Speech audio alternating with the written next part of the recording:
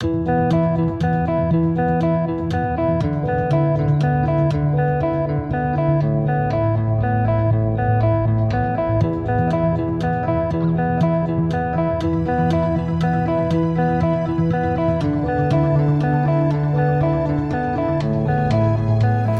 evening, everybody. It is Monday, August 19th. At this time, we are having a public hearing of the Village Romeo Board of Trustees. We are here to hear oral or written comments on the designation of 121 Parrot Court as a speculative building under PA 151 of 1974 as amended. If approved, the building located at 121 Parrot Court will be designated as a speculative building, and a future tenant/owner will be eligible for an industrial facilities tax exemption certificate. Is there anybody at this time that wishes to offer public comment? Can I stand up? I don't know what to do. I come up here? You can stand right at the podium, please. Okay. Great, that would be perfect. If you would introduce yourself to everybody. So my name is Kurt Chwanek. I'm with Macomb County Planning and Economic Development, and I represent the county and represent the building owner. So we're working with the building owner on behalf of the building owner to get the property certified as a speculative building. And what that does is when Christine, as she mentioned, it allows a future tenant or a future owner to be eligible for an industrial facilities tax exemption for certificate. And so there's no abatement, there's nothing that's being put out there now, there's no tenant, there's no new owner. It's just certifying the building so that at some future date, if somebody were to, it makes the building more attractive to a potential buyer and to a potential tenant. Because they do have the opportunity, all things being equal, somewhere in the village of Romeo versus somewhere else, if they can get an abatement someplace else and not here, it could make someplace else more attractive than here. So we just want to make sure that we position this building in the village and put this into the most attractive light as possible to potential investments and investors. So it just, again, there's no commitment to do anything. It just allows for the possibility of that certificate somewhere down the road for so a industrial. We would vote at the time comes to. Correct, right, yeah, so there's no certificate. This is not a blanket approval. So at some point, if there were to a tenant or a new owner, it would come before you, another application, and you could say yay, nay, 6 years, 12 years, whatever. So you have the discretion at some future point to decide whether or not that certificate would be granted. But right now, that's not what that's doing. It has to be certified as a spec building in order for that even to be possible. Why is the county involved? So we are economic development. So our role on behalf of Mark Hackle and the entire county of Macomb is we want Macomb to be the best place to work, live, and play. And what we want to do is make sure we position Macomb County and all of the communities in Macomb County to be a place where businesses want to invest in. So are there federal funds involved in this? Nope, no funds. No? So there's no money. So what would happen? So the way a certificate works, an industrial facilities tax exemption certificate works, somebody says, hey, I'm making an investment. I'd like to make an investment. And then you would decide for up to 12 years that there would be approximately 50% reduction to their property taxes. So instead of paying $100 a year, they pay $50 for up to 12 years. But it's the discretion of the trustees and your board here to decide if one would be granted and two, how long that would be. And then if you prove it, then it would go up to the state. The state would then issue a certificate to the either new owner or the tenant that would be identified. But it makes it a lot more attractive to a business looking for a place to locate. Do I want to be here in the village where I get 50% for 12 years, up to 12 years, or would I be someplace else? So if you have, at least it gives you the option to grant that certificate if you want to, or if you don't have it, you can't. So it doesn't even put you in a position where you could if you wanted to at some future date. So if I could just expand just a little bit, because Sure. Mr. Chwanek was very kind to explain the whole process to me prior to this meeting in other discussions. This process probably should have been addressed when we did a site plan review. When the building first came to the village and was being constructed, it should have been designated as a spec building then, and that would automatically sort of put this process in place upon that site plan review. We did not have a village planner, obviously, employed at that time, so this process was overlooked. So now we're just sort of playing catch-up to put the pieces into place to allow for what should have been designated prior to. Correct, yes, so the entire park there, so it's a multi-step process in order for somebody eventually, if you want a manufacturer to come there and make that investment and be eligible certificate, multiple things have to have. First, at the time of the development, you have to have a district put in place. And that did happen. An industrial development district was put in place. Then second, when you don't have a tenant already identified and it's just a building that might be occupied at some future date, you have to designate it as a spec building. And then you would have, once a tenant or a new owner is identified, then they would have the ability to come to you and ask for that certificate to be placed. But if you don't have a district in place, you can't designate a spec. If you don't have a spec, then you can't have. So it's a multi-state process in order to even have that ability for a potential investor or somebody who's going to invest in machinery and equipment, create jobs, and make that investment in a real property, to be able to have that certificate as a option for them. So whomever comes in has to comply with the spec? Yes, specifications. yes, yeah. And you still have 100% discretion as to whether or not a certificate could be So granted. the county helped draw up the specification to occupy this building? Is this? Yep, so That's we why just. you're involved? Yes, so we want to make sure that Macomb County and the Village of Romeo is as attractive as possible as it can be to a potential investor. If somebody wants to come to, we always want them, from one, we want them to come to Michigan, two, we want them to come to Macomb County, and then three, as a local community, hopefully you want them here, right? They're going to make investments, create some jobs, hopefully quality jobs, right? Good jobs and good paying jobs. Yes, Okay. I'm just, your participation in this, I just want to find out So why? exactly, exactly what the county will supply or. So the county is just a resource. A conduit? Because, yeah, we really are just a conduit. We are, most of the communities do not have most of the communities within Macomb County do not have a designated or dedicated economic developer. They rely on us to be their developer. Sterling Heights does, City of Warren does, a couple of the larger communities. Most of the communities do not. We are the economic development arm for the remaining communities within Macomb County. My last question is, so if somebody comes in and wants to comply with the specifications that you guys put forward, and we will have copies of those specs, right? Okay. Then will they be able to apply for funds from the county in order to escalate their business and get it going, or what? Yeah, so the county at that point would still work as a conduit. So we are going to be just a mechanism to help navigate the system. You are involved. Yes. Well, that would be independent of the Yes. building. So now the 50% would be, so the county taxes, so all of the taxes would be abated with the 50%. So the county would be taking the 50% hit I'd like more also. information, good. Thank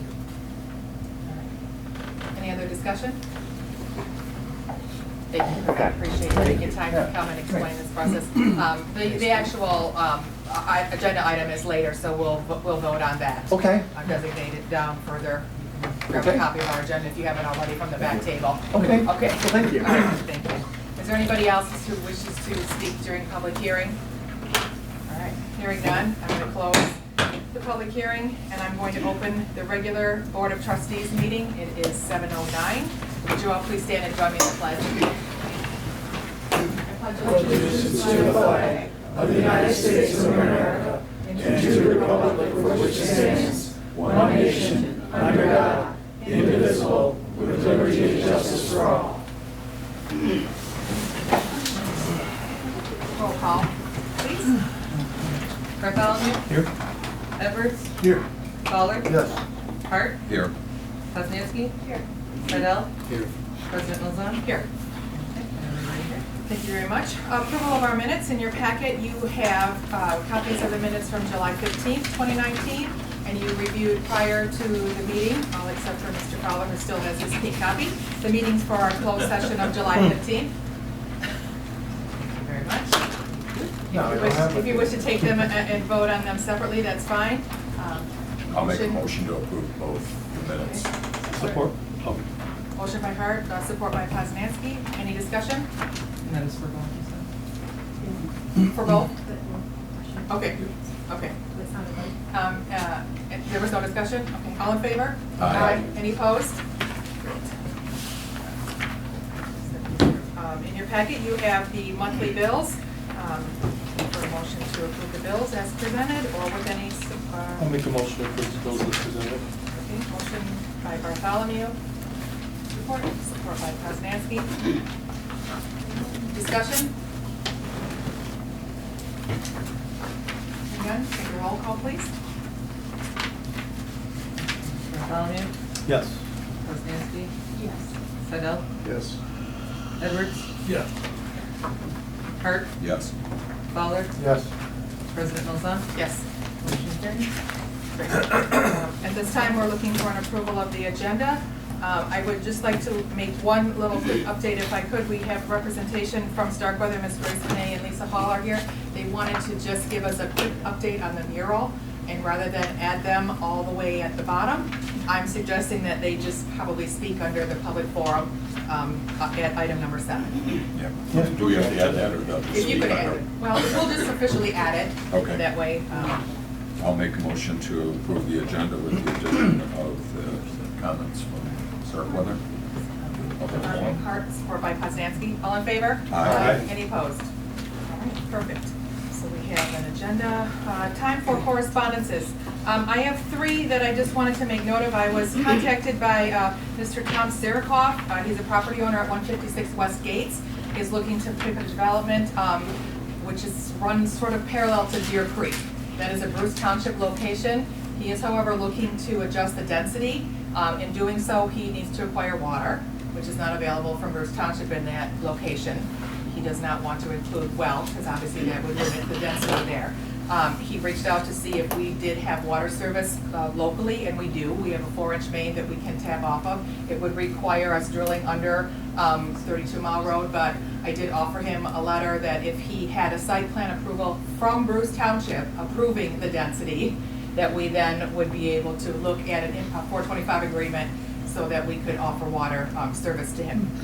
So that's number 1. Number 2, I was contacted by the Second Baptist Church. They are getting ready to celebrate their 100th anniversary here in the village of Romeo.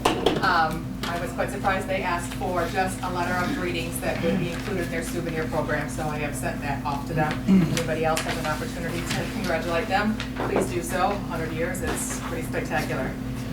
The last thing I wanted to mention as far as correspondence is the correspondence that I actually sent out. I am calling and requesting a master plan kickoff meeting. You may have received yours in the mail today. It went out in the mail. It'll be held on Monday, September 23rd. I am, of course, inviting anybody from the public who wishes to come, as well as board members from our Historic District Commission, our Planning Commission, our DDA, and this Village Council. So we can all have a say and work on our visioning and goals for how we want our master plan to look in the end. So if you could all please mark your calendar and RSVP to me your availability, that would be great. Again, it's open to the public. We are going to hold this meeting because I am hoping to have about 40 people there in the south room of this complex. So that'll be the old WBRW studio. So next door, we toured the space. We think we can accommodate everybody over there, so we're going to try out that meeting space. Maybe a little echoey because it's linoleum and there's no carpet and no curtains, but we'll see about just making room for everybody to sit down and have a frank discussion. So that's it for correspondences. At this time on our agenda, let's move on to public forum. Do we have anybody who wishes to speak on any of the agenda items at this time? Hearing none, let's move on to the newly added non-agenda item, inclusion. Grace or Lisa or David? David, actually. Okay, perfect. I didn't bring enough for everybody, but I've got a couple of illustrations of what the mural's going to look like when we pass those around. Yeah. Would it help if I gave a little bit of a background on this? Sure. Okay. Yes. Start of the year, back in January, actually going back prior to that, Starkweather, and more specifically Grace, we're thinking of what it would take to do a mural somewhere in Romeo as a piece of public art. And we've always seen, that there's a lot of power in public art. It tends to bring the community together. At least that's our perspective, being an art gallery, being a center for the arts for Romeo and surrounding communities. And so we started looking into the possibility of doing that. And right from the get-go, we thought a mural would be the best thing. And we thought that the south wall of the McDowell building would be a great place for it.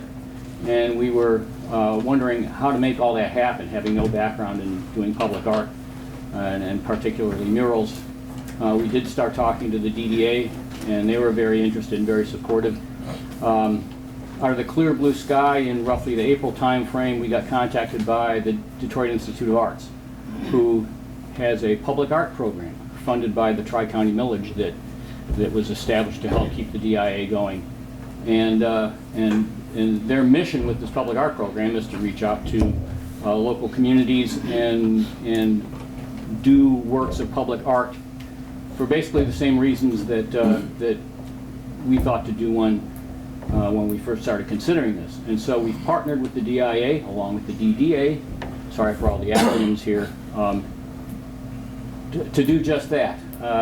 What they offer is the resources required to hire an artist who has experience doing public art, doing murals in this case, and also they can reach out and put their hands on artists to do that. So that's what they've done. They've hired an artist that does a lot of public mural work.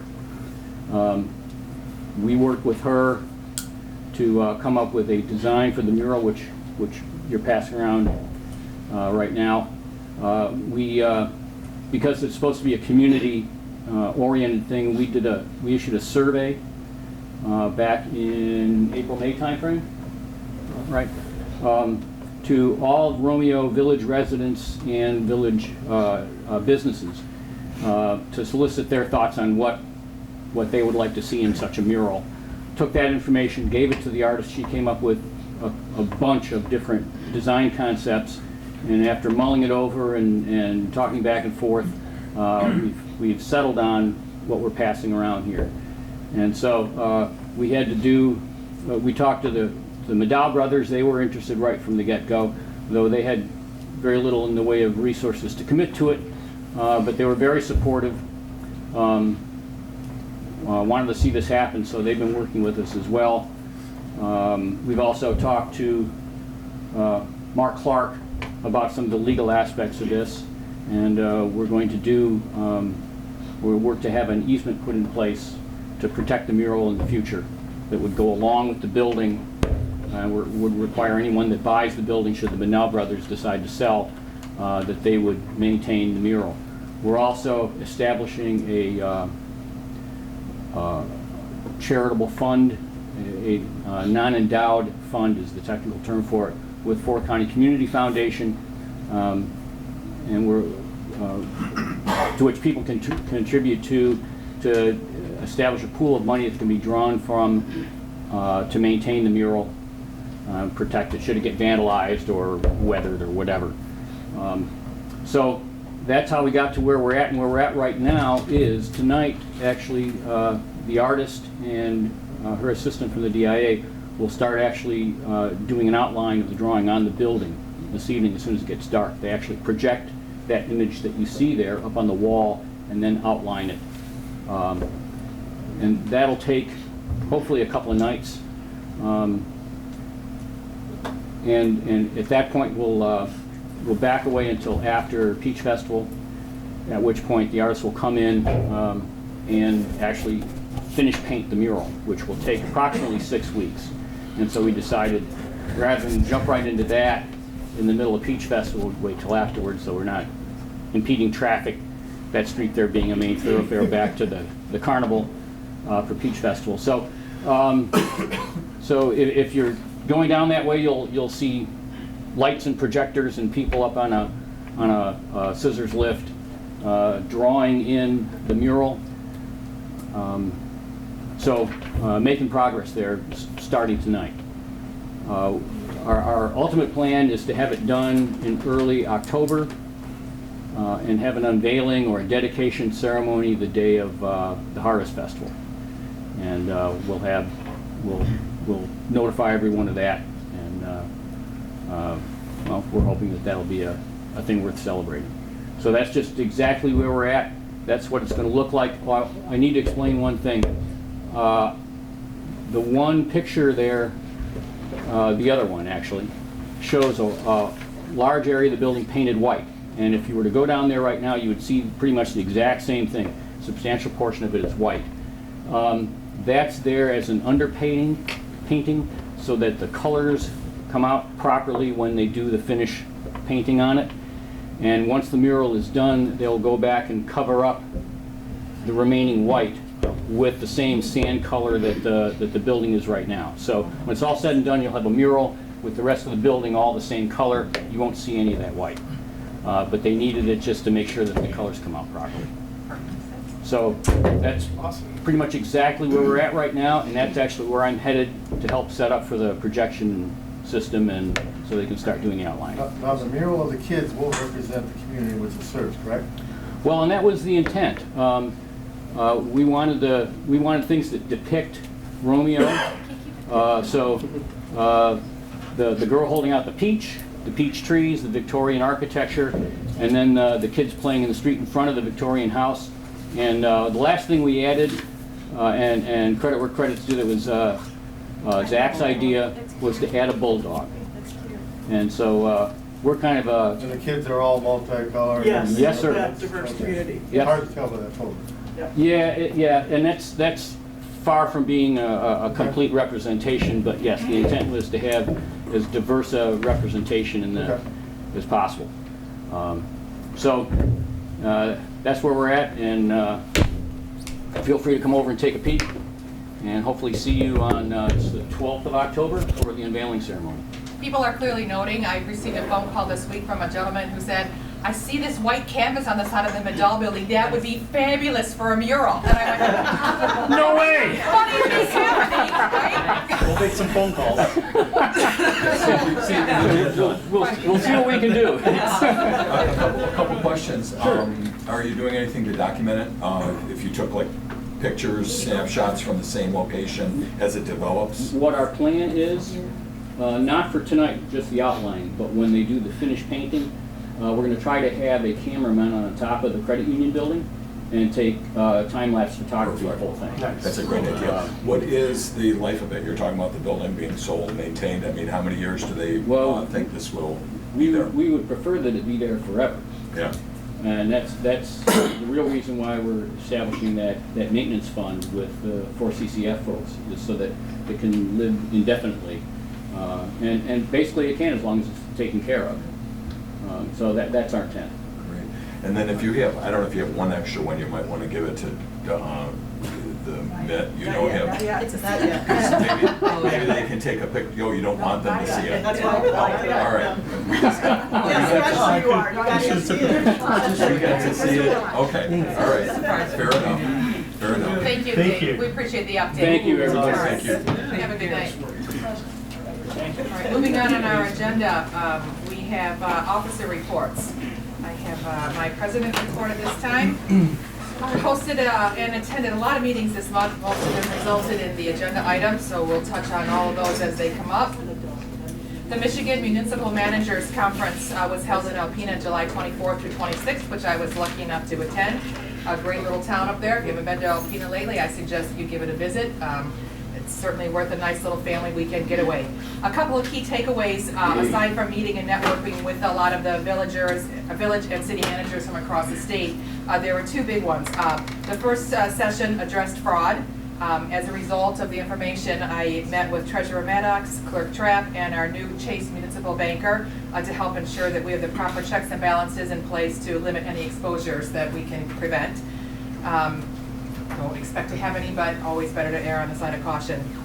The other thing that I found interesting and alerted me to the fact that we probably need to take a look at our emergency management plan.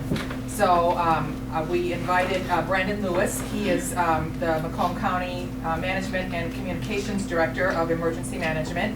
He came out and he met with us this past week.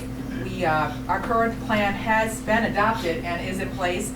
It is maintained and updated regularly by Police Chief Solkodicki and Fire Chief Dave Whitkin.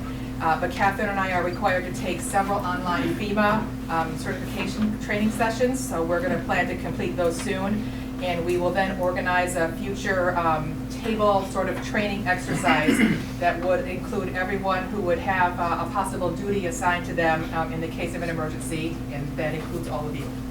So just letting you know that you would all have a role in a duty in possible scenarios. So I'll let you know when that time comes, so we can be prepared in, God forbid, the event of an emergency. But I attended the Chamber's Night Under the Stars event, recognizing hometown hero Christina Muir. It was another successful event organized by our Chamber, Director Kelly Stevens and Deb Cisco with her amazing volunteers. So I hope everybody else, I saw quite a few faces there, also enjoying the entertainment and the nice weather that we had.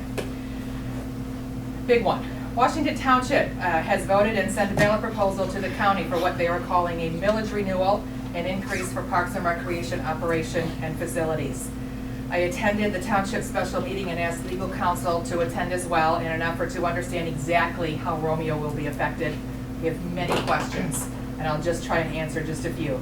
The ballot proposal, which voters will consider in November, will split the village of Romeo in half.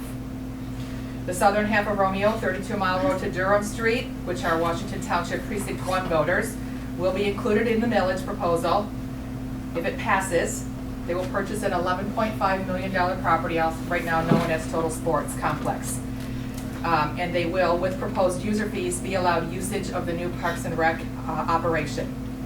Supervisor O'Leary stated that if the millage passes, the Township Board will vote to officially terminate their partnership in our long-standing tri-community Parks and Rec plan. This will mean that anyone who lives on the south side of 32 Mile Road will no longer potentially be able to participate and use these facilities here on Morton Street as a resident. I pleaded with the Township Board to exclude the residents within the village limits in their proposal, and unfortunately my request was denied. I also asked them to declare their intent to terminate the existing partnership now and not wait until a future date. That would all have allowed us a better opportunity to address what's left of the Romeo funding, along with Bruce Township, and develop an operation without their monies, and possibly look at bringing other neighborhood communities into discussions to partner with them. That request was also denied. In an effort to protect the assets of Romeo and allow us to make a future solid plan for Parks and Rec, I have sent a letter of request to both townships and asked them to consider by board vote allowing a village-appointed representative be added to the current commission, which is made up of only representatives from the two townships. Currently, Romeo has absolutely no representation other than what's provided by the two taxing authorities. Both of those meetings are this Wednesday, and I encourage everyone to attend, ask questions, and let them know your thoughts on this issue. Some of you may have noticed a little extra activity in our south quadrant on Sunday morning. We had an unfortunate 6-inch water main break. Thanks to our top-notch supervisor, DPW Works, Tim Metz, and his crew, they responded quickly, and our residents did not lose water service. There still is some asphalt repairs that need to be done, but should be well taken care of. And I lastly wanted to remind everyone in the village that will be closed. The village hall will be closed in observance of Labor Day on Monday, September 2nd. We invite everyone to come and enjoy the many events, parades, festivities, all happening here in our Peachy Weekend as we celebrate our 88th annual Peach Festival. That is the President's report. Where's that meeting in? Washington, well, the meeting for Washington Township, at their village hall, at their township hall there on Van Dyke and south north of 26th. It's 7 o'clock on Wednesday. In your speech, you mentioned the south side residents. If this proposal goes through, that they aren't allowed to come to this facility, is that what you said? It would be, well, we don't know. That's the $99 question. We don't know what would be left and what funding, we would have available to us, what sort of structure or how much programming we could afford if we lose that buy-in from Washington Township. So in their proposal, they would exclude the northern half of Romeo and all of Bruce Township from the use of their facilities. We in turn would think that similar situation would occur where we would have the northern half of the village and Bruce Townships in what would be left of our current Parks and Rec plan. Well, But we couldn't exclude our southern half. I mean, the village residents are village residents. So, Wow. yeah, I mean, they might have a dual card like we have a dual card Right. in Bruce Township and the village. it could also be the end of Parks and Rec as it is, in totality, because I don't know. really what will be left. Program on it. Did they reach out to you in advance? I had no advance notice. I read this on Facebook. What were we talking about right, last couple months? the weekend before, on the Saturday before that this proposal was even going forward. The last Parks and Rec Commission meeting that I attended, just as a matter of public, because again, we don't have a place on that board, but I did go. Kathy Boshiers spoke to the proposed community center, which was to happen on their property at 30 Mile Road. They have been working on that with Bruce Township leadership for several years to see what it would look like. And Kathy declared to me at that time that they were in the final stages of looking at that structure. What would the cost be associated? You know, would it be totally Washington Township owned, or would it be part of our current plan? And that clearly is taken off the table. You had mentioned previously that you're gonna, a couple meetings or so ago, when we kind of got the whiff of this thing coming around, that you're gonna talk with Bruce Township and maybe Armada. That conversation came up. We met with the leadership in Elmont. They are indeed interested, and we looked to sort of get buy-in from possibly Ray Township and Armada Township, but really we needed to get a better picture of what we have to work with before we can really sort of make a solid plan moving forward, because it's all speculative right now. So at this time, we would have to look at actually recruiting a director, a Parks and Recreation director, or superintendent between Village of Romeo and Bruce Township. At this time, the Village of Romeo has no say in anything, because again, we do not have a representative on the board. It would totally be up to those two parties to decide what was left and how to move forward. Again, that's why I've made the request, because we have. I'm looking at Washington is doing their thing. Right. What are we going to do? Right, so we can form a new commission. Yes. Our current millage does not expire until the end of this year. We would have to put ballot language on the November 20 ballot if we wanted to craft that. And so it's an option, it's all stuff that we would need to consider, but. Okay, so we need to start shuffling some funds here in order to appoint a temporary director or something, somebody to keep our Well, program. only up if and it's running. approved, right? Well, let's, Right. Washington's gonna do their thing, period. Well, it's Well, taken they've down. been talking about it, so basically it's a done deal with it. There's nothing Well, gonna it's at the change. What are we voters, gonna do? it's up to the voters right now to decide if they want to accept this or not. It's on the ballot. If they don't approve it, then we, again, I have no idea what So Bruce go Washington with us, I Township will guess. do. Will Bruce and us cooperate and comply and Right. do something? That's the Richard question. and Susan have requested that I accompany them to the discussions with Elmont. We've had Okay. other discussions about how would this work, but I have no concrete plan to bring to anybody at this point, All so. right. So if you need our help in order to start structuring something to make this thing happen, then I guess All we right. should move in that direction. I appreciate What that about the offer. current employees? Would they go with the Washington Township, or would they just? Again, it's just, it's the elephant in the room. No one has addressed, the board, and Mr. O'Leary specifically said, they have assigned a task force that would look at the transition of when the property purchase would be completed. And I said, what about a transition of when you exit out of this? What is left? What does that look like? What happens to the employees? What happens to this facility? What happens to the 99-year lease that we currently have on this facility? And they had no answers to that. Same thing So- they did with our TV equipment. It's- Right, No. right. How It's about quite the senior unfortunate, center? but. Will Very they unfortunate. could go with the Parks and Rec, or will they be anchored here still?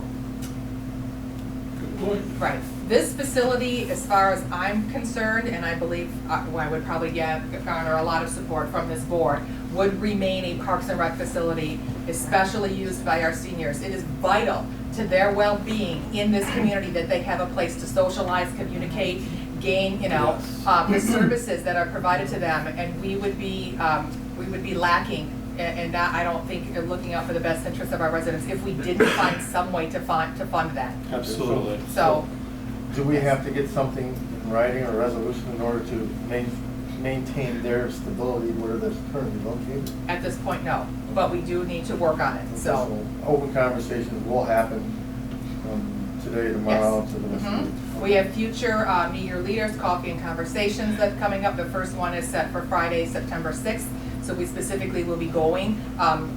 Treasurer Maddox, Clerk Trapp, and myself were invited, along with Richard Corey, to attend here at this facility, any conversation in our senior center. So hopefully, we'll get a lot of questions, and we can hopefully give them some bit of answers to an assurance that we're gonna do our very best to maintain some sort of programming here for them. And the last question is the senior transport vehicles, all that kind of stuff.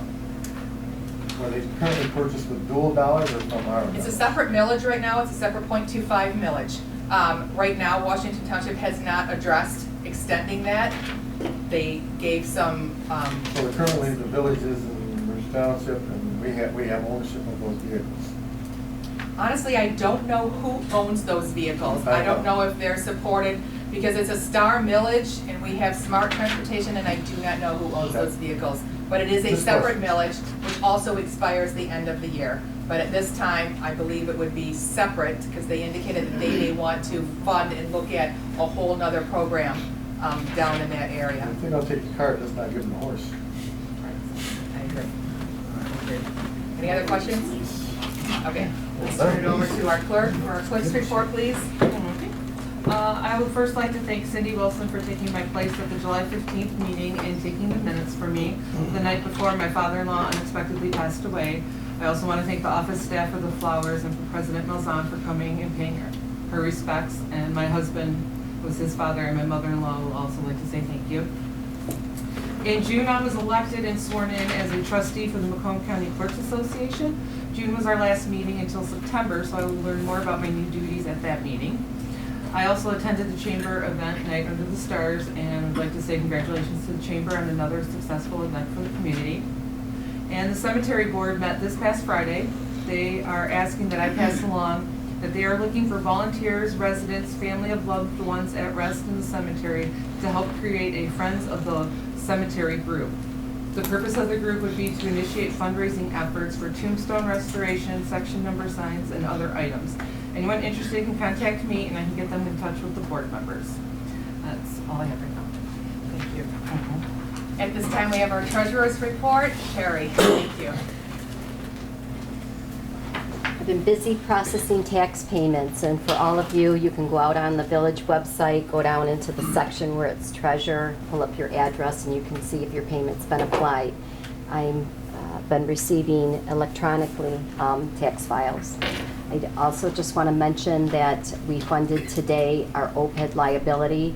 That transaction was taken care of, and I'm also looking into investing liquid funds, so we're in a good positive position as we move forward. Okay? All right. Thank you. That was Short quick. and sweet. We Yes. Nothing personal about it. I was We love waiting that for today. more. Okay, at this time, we have our trustee reports. Let's start over here. Mr. Seidel, anything to report tonight? Mr. Hart? Well, the only thing is, Peach Fest is gonna be before we meet again. Last year, I would just say the Lions really kind of stepped up what they're putting together, and this year is even gonna be bigger and better. There's a lot of improvements that are happening, a lot of great restaurants and things that will be providing food, and part of it will be, as you're going, you won't have to go into the carnival at all, or to get to everything. You can actually access it, the food and the vendors and things outside. So if you haven't been down there in a while, a few years, come on down. There's gonna be some new things. If you're there last year, come on down again. So it should be good. Thank you. Okay. Mr. Edwards? Ms. I do have a Kosminski? few things. First, I'd like to start off by mentioning my great visit with Senator Lucido over in Lansing. That was very enlightening, and I was able to sit in on one of his meetings, which that was actually quite fun for me. I also attended Night Under the Stars. It was a beautiful night, great music. Kelly always does a wonderful job. I wanted to point out the garbage cans. They are so beautiful now, without any rust on them, that you almost miss them. So make sure you just stop and admire the beautiful garbage cans. And we should have benches coming soon. The benches are in, they just need to get built and installed. I just watched the DDA meeting today, so that's the newest update on that, is that they're here, they're gonna get put together, and they just need to get in. Also with the DDA, we are working on that fence, trying to get the quotes for the fence and the trees on that North Bailey parking lot between the house that sits right next to it, so we're still working on that. I wanted to mention the last Summer Series Scavenger Hunt coming up. It will be a Peach Fest fun one. I will stick to just the downtown. That way I'm trying to pull in more of the people coming in from out of town, make it a little easier, not an hours or long process, maybe just like 30 minutes, you know, grab all the, pictures around town. On September 7th, there is going to be an awareness to End Suicide event going on down at Capitol Banquet Center. It is called Ride to End Suicide. I will be participating. I just wanted to get it out there. If anybody would like to join, you can sign up online, look up their Facebook page. You don't have to do all 30 miles. I'm an overachiever and I'm really trying, but I might turn around somewhere at 20 or so. But you don't have to do it all. Come out and do 5 miles. But if you can't do anything, come support, donate. We need to get the awareness out there to end suicide. And then lastly, I do have a question. Back in about February, I had asked Clerk Trapp about the signs on the tar building. Haven't heard anything back since then. I'm wondering if there's any updates or if anything has been done. I don't have an update at this time, but I can look into it.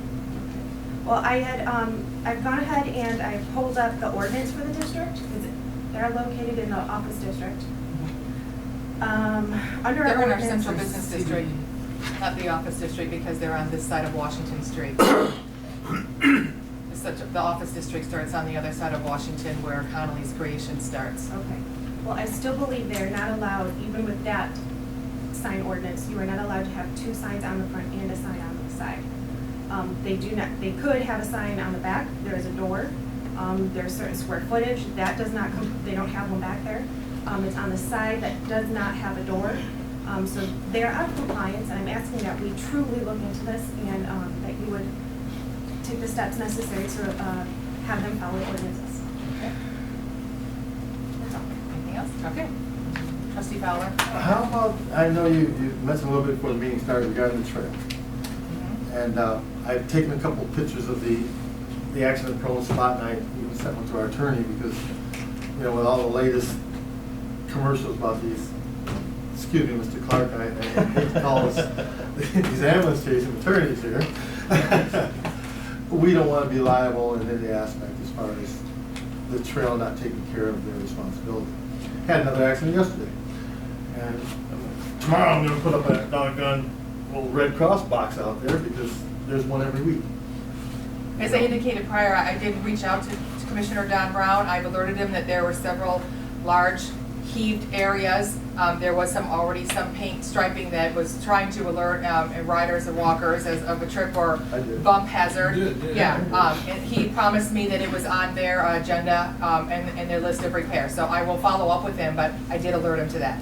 The second thing off that is we have to pay for the ambulance runs. I mean, depending on the insurance that these people have.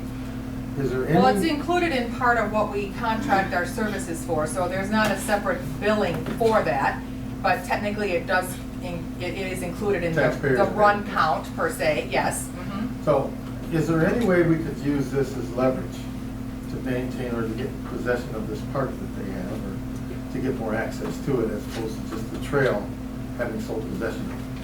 Because if the taxpayers are paying for this people deciding that they want to crash every week. Why not? I guess that would have to be a question that Mr. Clark would probably have to look at. I don't have an answer to that at this time. If we're paying, I would think that as long as we're doing our due diligence and alerting them to a potential problem, giving them adequate time to address it, then if they don't, then we could possibly look at seeking some sort of action. But it was just within the last 2 weeks that I spoke with him. So if you want to do any follow-up, well, sure. He's in the white pages. I can give you his phone number. What would be our... And you can contact, Commissioner Don Brown, who serves on the trail, right? Mr. Clark, what would be our... Well, a couple of things. First of all, I don't believe the village has any jurisdiction, and without jurisdiction, it probably has limited or no liability. The trail is under the jurisdiction of the Macomb Orchard Trail, however that entity exists.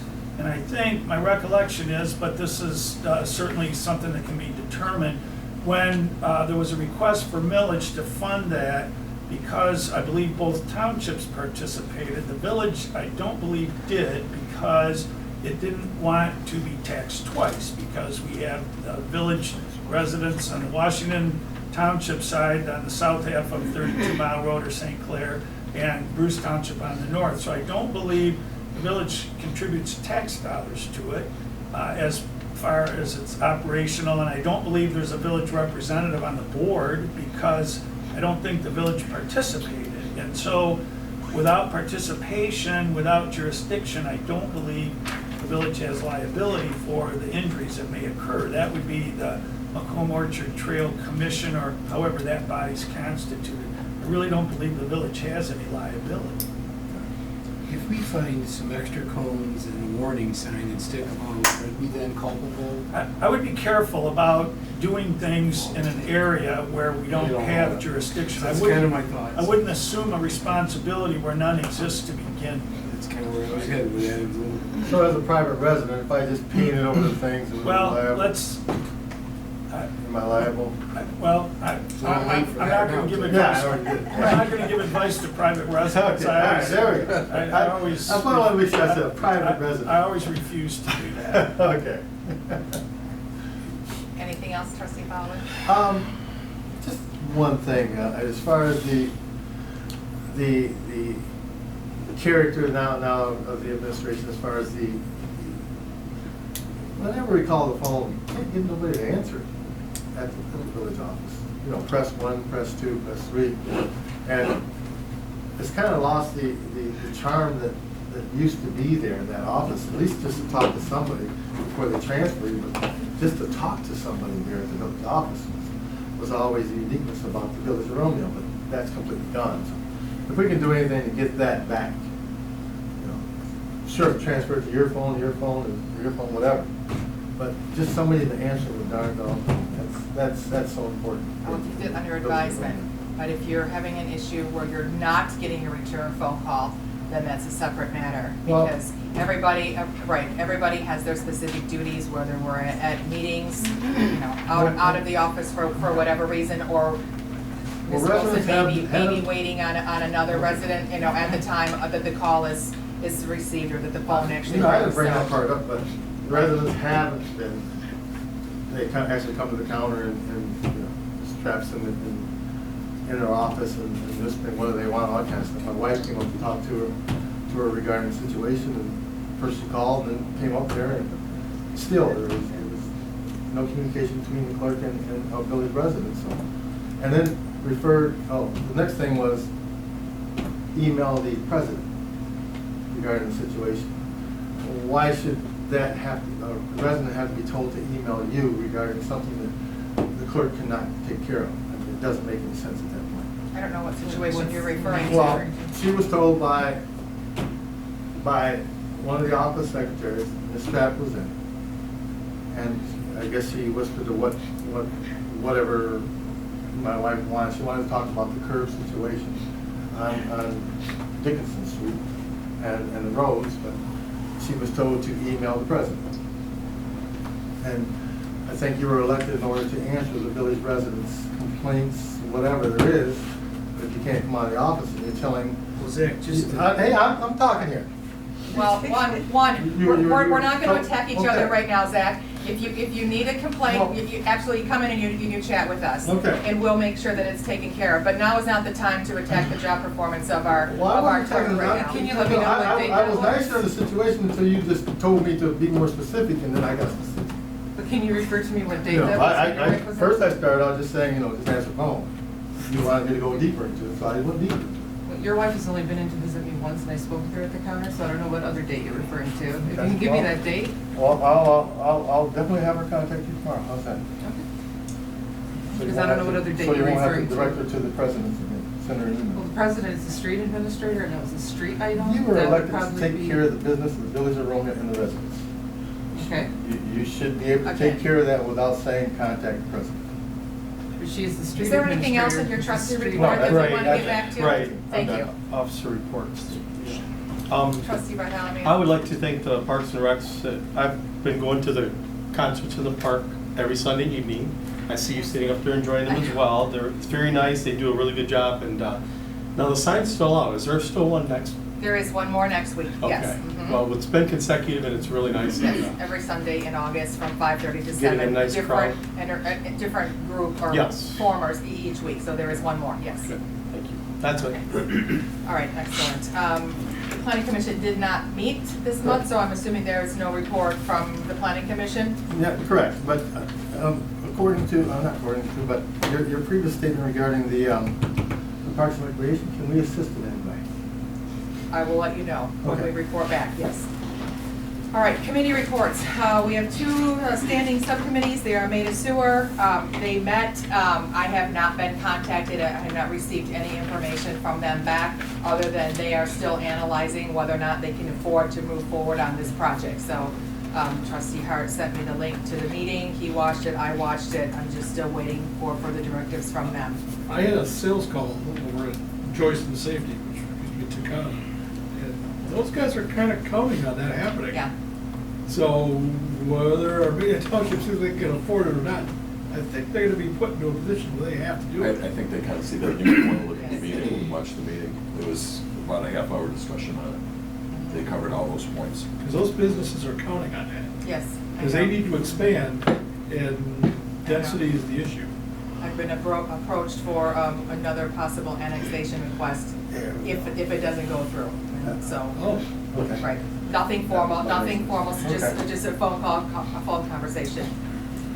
All right, so the second subcommittee is our sidewalk committee. I apologize because we had a meeting that was set for Monday. I had to cancel that meeting to go to the special meeting of Washington Township at the same time. We have rescheduled the sidewalk subcommittee for next Monday at 9 a.m. So hopefully we'll have something to take care of that.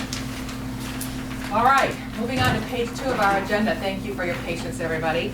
The first, hopefully fast item of business unfinished is the rules of procedures. Last month, we reviewed all of those. There were some questions regarding section B, item number 6 for the attendance policy. You asked that it be redrafted. Mr. Clark has submitted the language that you see in front of you before. I don't know if there's still any questions or dialogue on that. The other request mentioned more changes than this. Are we just including these changes now, or should we be assuming that all of the previous changes are also included? Yes, this was the only one that we wanted to table until we actually had. Right. Is that correct? I just want to be clear. No, I'm just, oh, you weren't at the last meeting. The you know minutes what? don't say that, so that's why I'm asking. I want to make sure that it's clear whether it all is encompassed or just this part. I will have to go back and refer to my meeting notes. I thought that there were some minor typo changes, and those were easy. This was the only item that had some point of contention, and we were looking to redraft this language for this meeting, so. Can I bring the minutes so that we would be, the way that it was stated, that's why I'm saying I was confused on The way that it was stated for the attendance? No. The way that it was stated that what we are changing or keeping or, let me look it up.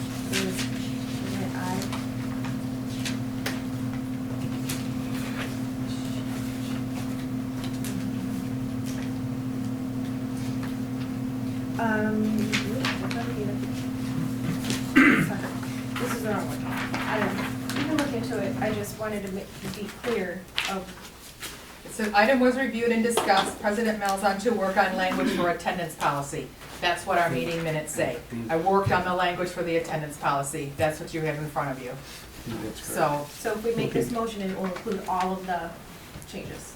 The other changes, I think, have already been incorporated, and this was just the Right. outlier, right? that's my recollection as well. Not according to that, what you just read from the minutes, though. That it was reviewed and discussed, and that the only issue was regarding this particular section, and I would work on that. Correct, but it didn't say to approve to the other things. We did not approve it. Okay, that's. We what did I'm not asking. approve it at the last minute Well- because we wanted, or at the last meeting We didn't because we approve wanted to anything. include this. right. Right, this So would you be want to approve, that's what I'm adopt saying. You want a everything. motion to approve all of the changes, not just what is presented here. Correct. Yes, sorry, I didn't understand what you were asking me. Sorry. So is there anybody who wishes to make that motion? I'll make the Okay, motion to motion approve by everything Sino. plus this.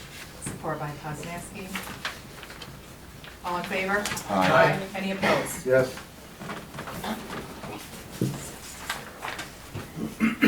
Thank you. Mr. Lucido, we have finally got to new business, and we are anxious to hear legislative updates from you and what is going on in Lansing. Well, thank you for having me, Madam President, and I appreciate the willingness to have me here before you tonight. I want to thank all the board members.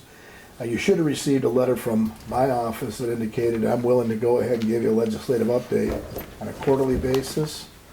The problem is, you guys are great with when you have your minutes, your meetings, and that's Monday nights.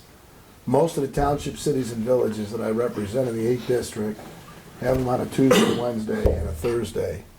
You probably not gonna be able to get a hold of me then, because unless it's the summer where we have about 4 weeks off and we're rolling around through the district, most of the time we're up in Lansing and I spend the night there. And the reason why I do is it's a 2-hour and 10-minute drive back home. So I'd rather not come home after I get out of the office and have late meetings. I'd rather spend my time sleeping and getting up to go to work the next morning. But I appreciate all of you having me, and I want to make it as brief as I can for your time.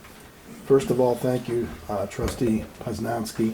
I really appreciate the fact that you came up and shared my day with me, because being the chairman of 3 of the 11 committees up in Lansing, and that would be the Judiciary and Public Safety, Advice and Consent, JCAR, which stands for the Joint Committee on Rules, which is all the rules of the state and regarding their agencies, as well as the Vice Chairman of Oversight and member of the Elections Committee.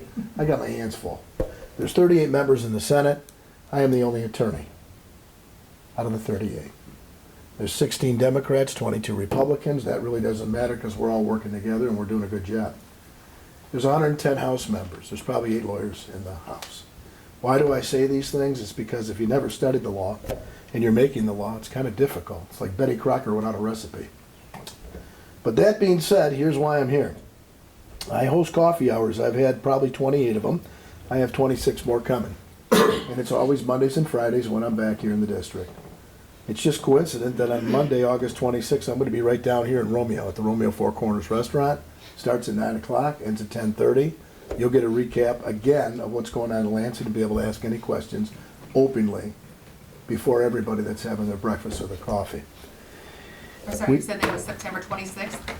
August 26th, August next Monday. 26th. A week from Excuse me. today, At 9 o'clock till 10:30. See you Thank there. you. Everybody can eat their breakfast and listen to me talk. Okay. Bill's on you. No, Just Coffee. those are called coffee hours. Coffee was. I'll get you coffee, but the rest of it's on you. The sausage or the patties or the links are yours. And there is a complete itinerary and schedule of where I'm going to be, what I'm doing, where I'm all over the place. So you go to that website, it's real easy. You'll be able to see where I'm at. You'll be able to see links, what's going on as far as the bills I'm rolling through, and probably just as importantly, what legislation will either cost you money or take away money from you. We do insurance town halls. I did one after we passed the insurance reform. So let's face it, 1974, we put the no-fault bill through. I was just getting a license and driving during that time. And as a result, 45 years later, there's finally a reform coming. Hasn't been done in the history of what we're doing up there, but because of the medical costs, cost of insurance, cost of litigation, it had to have a change. The salient parts are you have now a choice. When you buy a car, it gives you color. It gives you interior. It gives you options. Why shouldn't you have an option on how much car insurance you have to buy? Why is it a mandate? Why are we the only state that had unlimited lifetime medical? It was a great thing when it first came out. It's unfortunate, though, that it got overpriced. The medical cost, I'll give you, for instance, I talked about it earlier. A rotator cuff cost $1,800 under a workers' compensation claim. On a car accident, it costs $4,800. Why $3,000 more? Because they can, and they did. And because we paid for it, and we won't continue to do so. So how does it work? There is caps on the medical. We use the Medicare schedule for rates that they pay out, and we raised it about 10%. That's fair enough. That's money, that's real money. That's what the insurance companies have agreed to. That's what the legislation's about, capping the medical so we can bring down the rates. In addition, you have to take a minimum of $250,000 if you're on Medicare, or if you're just 18 years old and you're driving, or that's what you want. If you're on Medicaid, $50,000 is the medical cost. that you must carry. You must carry. That's a mandate. Let me tell you why. There's 7,200,000 vehicles registered in this state. 7,200,000 vehicles registered. Out of that, we had 330,000 accidents last year. Out of the 330,000 accidents, approximately 55,000 of those were injury-related accidents. Out of the 55,000, the average cost of medical was $32,000. So we went at 50,000 and went a little higher so that we wouldn't have to take money out of our pockets to backfill Medicaid. Make sense? Good. I thought it did too. Then the next level is $500,000, and then there's unlimited still. So those that are saying you took away my right for unlimited, no we didn't. You got that right still. There's currently 16,800 people in the MCCA. It's the Michigan Catastrophic Claims. There's $23 billion. What does that do? That takes care of the ongoing unlimited lifetime medical. Those individuals will continue to get their benefit. Those individuals until the last one dies, and no more money is allowed then to be doled out. What happens to the remaining balance? The statute says, I probably won't be around, that it's supposed to be returned to the ratepayers, whoever they may be. There probably won't be any ratepayers because that is closed and we're opening up a new MCCA if you still want unlimited. Okay? So you got a choice. 50 if you're on Medicaid, 250, 500 and unlimited if you're on Medicare, or you're just an average Joe. And I think it's fair. We have a choice for everything, even what we eat at night, what kind of shoes we buy. Why not a choice for the medical? Some of the teachers, firemen, police that have unlimited medical that are coordinating, they don't need a medical. They don't need it. I do have, okay. Okay, we're going to get to questions in a minute. All right.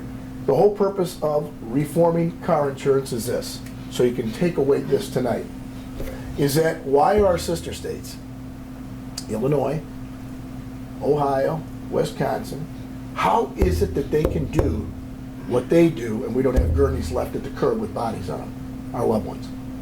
So those have caps, and they have medical caps. And if my analysis is right tonight, and will be right when the rates come out, we should be paying what Ohio is. Why? Because a car is a car when you fix it, a part is a part when you buy it, and the labor cost is the differential. As it relates to the medical cost, when you cap it all the same way, and you have the same insurance selling insurance in Ohio, you should be charging us the same price, otherwise it's price fixing. Okay? State by state. So I want to say that if we have a problem afterwards, I'm always up for the game of making a change that makes it better for citizens of the state. And I want to do that. So I've heard already from the trial lawyers saying you didn't cover motorcycle accidents because with a motorcycle, they look to your car insurance, because I do have one motorcycle driver that said, Pete, I only own a motorcycle. I don't own a car. Now how do you fix this problem? That bill's got to go in. And it's got to go in before July 1st, 2020, because that's when the new policy and new law goes into effect. Why did it take a year and a half? Simple. We had to provide software now that puts the caps on the medical so the insurance company can properly be billed. We had to do that at the hospital level also. We also had to learn the agents. So it's your due diligence. All of the people in here have to do their due diligence and says, what do I need to protect myself and my family? This is no different than buying life insurance. You're saying, how much protection do I need? What does my spouse or my family need in the event that I pass away? What do I need? What does my spouse need? Or what does my children need if they're in the family and we have a medical? The additional problem is that your agent better know what they're talking about. So it took time to get the agencies in gear so they can start rolling it out with their agents to properly give you the information you need, to properly educate you. And if you have any questions, I'll answer them. Because I think it's important that you ask questions, that you come in hand with those questions, because they're going to make you sign something. I can tell you that now, that I've explained to you what you're buying, and that you've chose this choice, 250, 500, unlimited. Because after you use that medical, now you do have a tort claim for a loss of money against the other driver. You do have the right to sue whatever is out of your pocket. But this is all new, and the reason why was, I had coffee hour probably in the 4 years I served in the House, 200, maybe more. That's all I heard was, you gotta get my rate down, Pete. You gotta do something, Pete. Well, I had a lot of senators and House members before me. I'm happy it was on my watch and it's done. It's over with. And it was a bipartisan. Bipartisan. Detroit even had a bigger hurdle because of the fact that they say, look, it's where the cars park. If it's parked in Detroit, there's more stealing of cars, there's more accidents down there, there's more cars down there. I'll give you an for instance, because it'll lead into the roads. I currently wanted to fix these roads, but I didn't want to do it at the detriment of what our dollars were. Let me explain to you all something. I was a no when I was in the House after you all voted on Prop 1. I didn't even understand Prop 1. I couldn't get a straight answer from anybody that was working in the State House or in the Senate at the time. They didn't even understand the damn bill. But I did understand this. 7.5% gas tax, plus a 20% increase in your registration fee or your birthday tax every year you go roll that out, wasn't going to help us here in Macomb County. It wasn't going to help us here in Romeo. It wasn't going to help us because we get about 34 cents on every dollar of our registration fees. The governor knows this. I went to see her right when she got elected. I said I was a no, then I'll continue to be a no. You can fix the damn roads any way you want to, but if you're telling me 45 cents, I'm still going to be a no. You can be $1, you can be $100. It's not going to be a yes. And I'm bringing all Southeast Michigan representatives and senators with me for this reason. It's not that we want to cheat anybody, but Public Act 51 doesn't fund our roads properly in Southeast Michigan. Why, she says, Lucido? Because we have 7,200,000 vehicles registered in the state. Governor, do you know how many are in Southeast Michigan? No, I do. We have 1.3 million vehicles registered in Wayne County. We have 850,000 vehicles registered in Macomb. We have 1.1 to 1.2, depending on a given year, in Oakland, registered. That's almost half the vehicles. If you take Genesee and Kent County, you've got over half the vehicles. Why would I give you $1 and you give me back 34 cents to fix my roads when I got almost half the vehicles in the Tri-County, Wayne, Oakland, Macomb, in my town? How does that make economic reality or equity? How is that fair at the pump? Public Act 51, the money goes in and it gets diverted out. We get about 34 cents on $1. It's not right. My bill that's sitting there says I want to register, there's 83 counties, I want to have the registration fees paid and kept in the county in which the vehicle is registered. And here's why. There was a study done in insurance when you get your premium. They say you drive 20 to 25 miles to and from your employment every day. We buy our homes purposely, intentionally, willfully or maliciously in the town in which we are working. Or we buy it real close to where we work, unless you already bought your retirement home and you're still coming down to work. So I looked at, when I got married, I wanted to live close to the office that I was going to do my business in, because I didn't want to drive all night when I was tired going home. I didn't want to have to leave earlier than I needed to in the morning. So if you look at this, the insurance rates us for purposes of a premium. They said 20 to 25 miles. Here's the evidence, Governor. Here's the evidence on the amount of vehicles registered, Governor. Here's the 83 counties. This shows you unequivocally that most of the traffic is in the Tri-County area, where the roads are the worst. Wayne, Oakland, Macomb. When you get past Bay City, I'll tell you right now, they're as smooth as glass. All the way up north. So the funding mechanism's wrong. It's been around for almost damn near 70 years. Don't you think you want to change that first before you get me to a yes to give you more money? Because otherwise I got to be a damn no on roads. So the reality is this. If I'm going up there to do the job, I'm going to do it the same way I would while I'm sitting around a kitchen table with my own family. Show me some fairness. So when I get there tomorrow, they're going to roll out this plan. If it deals with anything with our schools, if it deals with anything with our own pocketbooks, I'm going to be consistent in my vote. It's going to be a no. Oh, when the Senate Majority Whip, I count the votes too. That's my job. So as a result of looking at a plan, I asked her, would you please give it some consideration just to start the game of reshifting dollars and says if the vehicle's in Macomb County registered, and it shows it because you have to do that to get your registration, why wouldn't you keep the money there where the road is gonna get busted up? When I go up to Traverse City to buy cherries during the summer, and I pump the gas, I'll give them a couple tax bucks. I use the road. We'll see how that all pans out. Otherwise, you're 45 cents dead on arrival.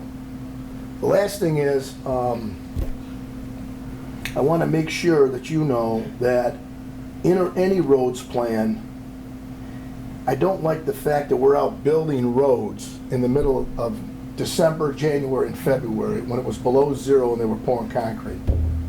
I don't need to go to school to be a concreteologist. It's bound to crack when you've got those kind of weather.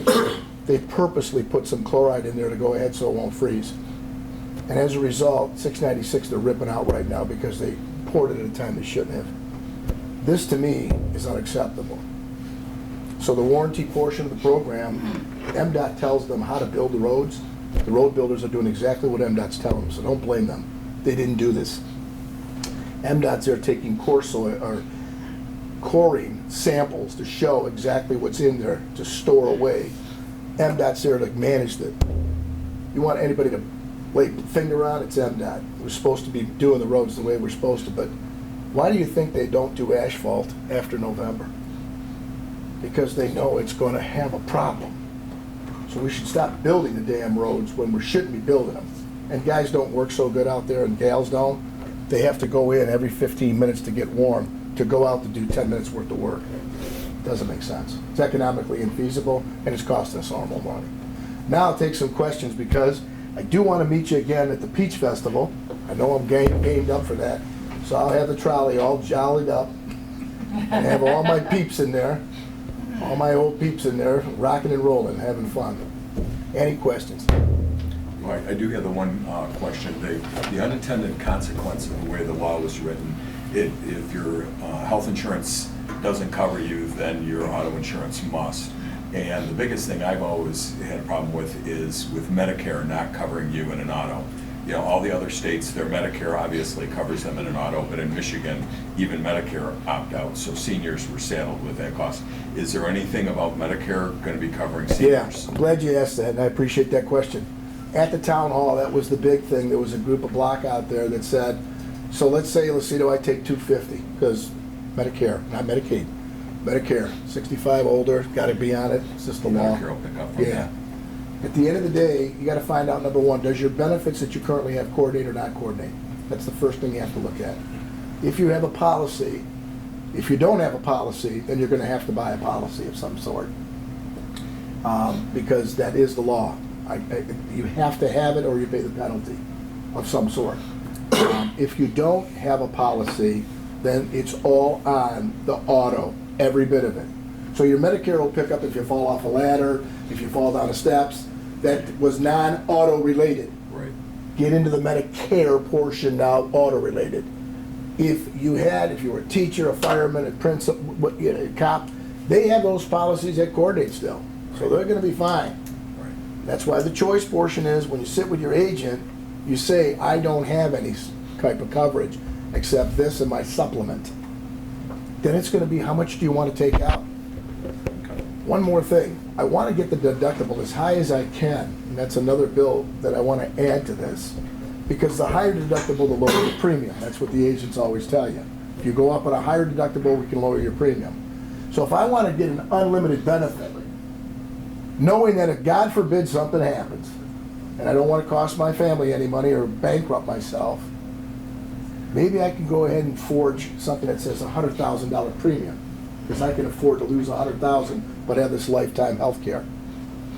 I may end up with a cheaper premium that way too. Just food for thought. So I'll be working on that when I get back here too. Yes? My one other question is, that I mentioned to you while I was over in Lansing, was Act 51. We do, as the village, own some of our own roads, and we do get a small portion of money from that act. In your redoing of the act, will we still be getting Yes. those monies? The only thing I want to carve right now is that I've learned in Lansing, I'm taking one eyebrow out at a time, one hair. You start moving a mountain up there, they get confused, and it's too much to understand. If we just took the registration portion, put it into the county in which you registered your vehicles, and gave it back to the county, because it's so easy, it's all on the computer. Every dollar, I can show exactly what Macomb brings in, we'll get more for Romeo on those roads. Not less, more. And the townships will get more also, which there's 1,382 townships. Somebody can help me there. There's about 300 and some odd cities, and there's about 280 something townships. I got that right, Madam President? Something like that, yeah. Yeah, it's in the ballpark, I get it right. But it took me a while to pick speed up on figuring these numbers out. When I gave her the file, her advisors said, he's right.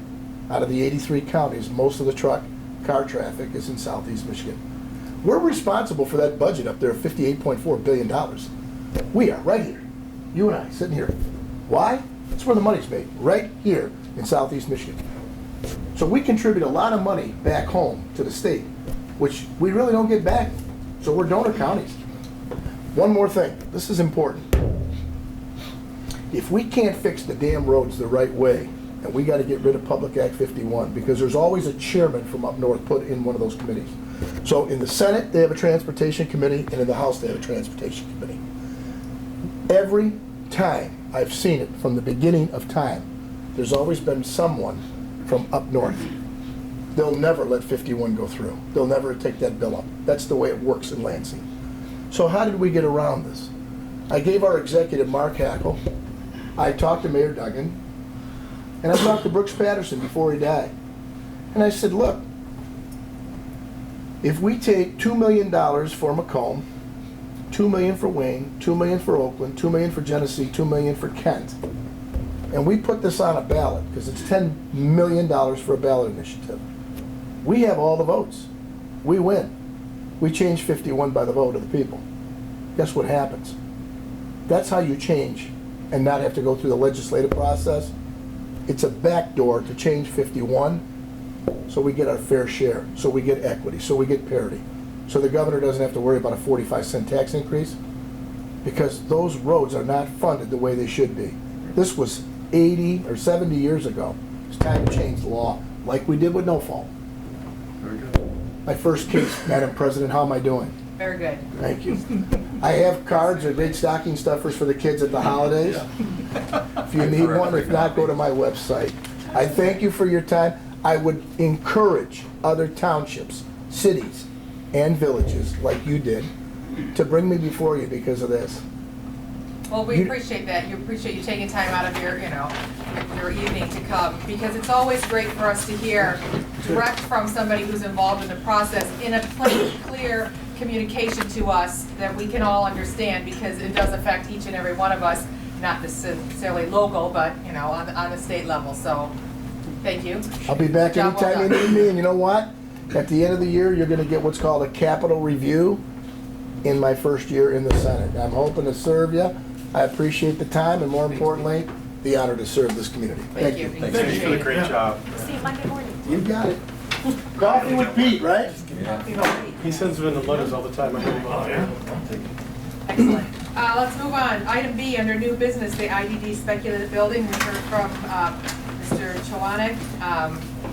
It's just a matter of board action right now to designate that building as a speculative building. Make a motion to go forward with this? Second. Hard. I heard hard, yes, okay. All in favor? Aye. Any opposed? Okay, that one is easy. Water tower cleaning and water tower inspection, 2 items that Tim brought before me.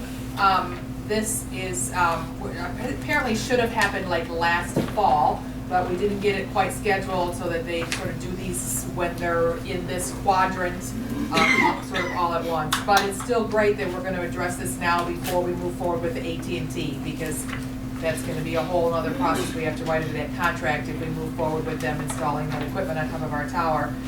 But if you wanted to speak to them, to either one of these, anybody have any questions for Tim? Questions? I mean, Regarding the it's due proposals? for a cleaning and it's due for an inspection, so. Have we used any of these They previously? both kind of go hand in hand.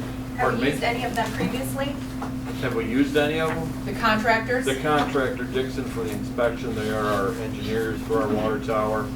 But anyone, for the cleaning, the The re-cleaning? cleaning, they were recommended by Dixon.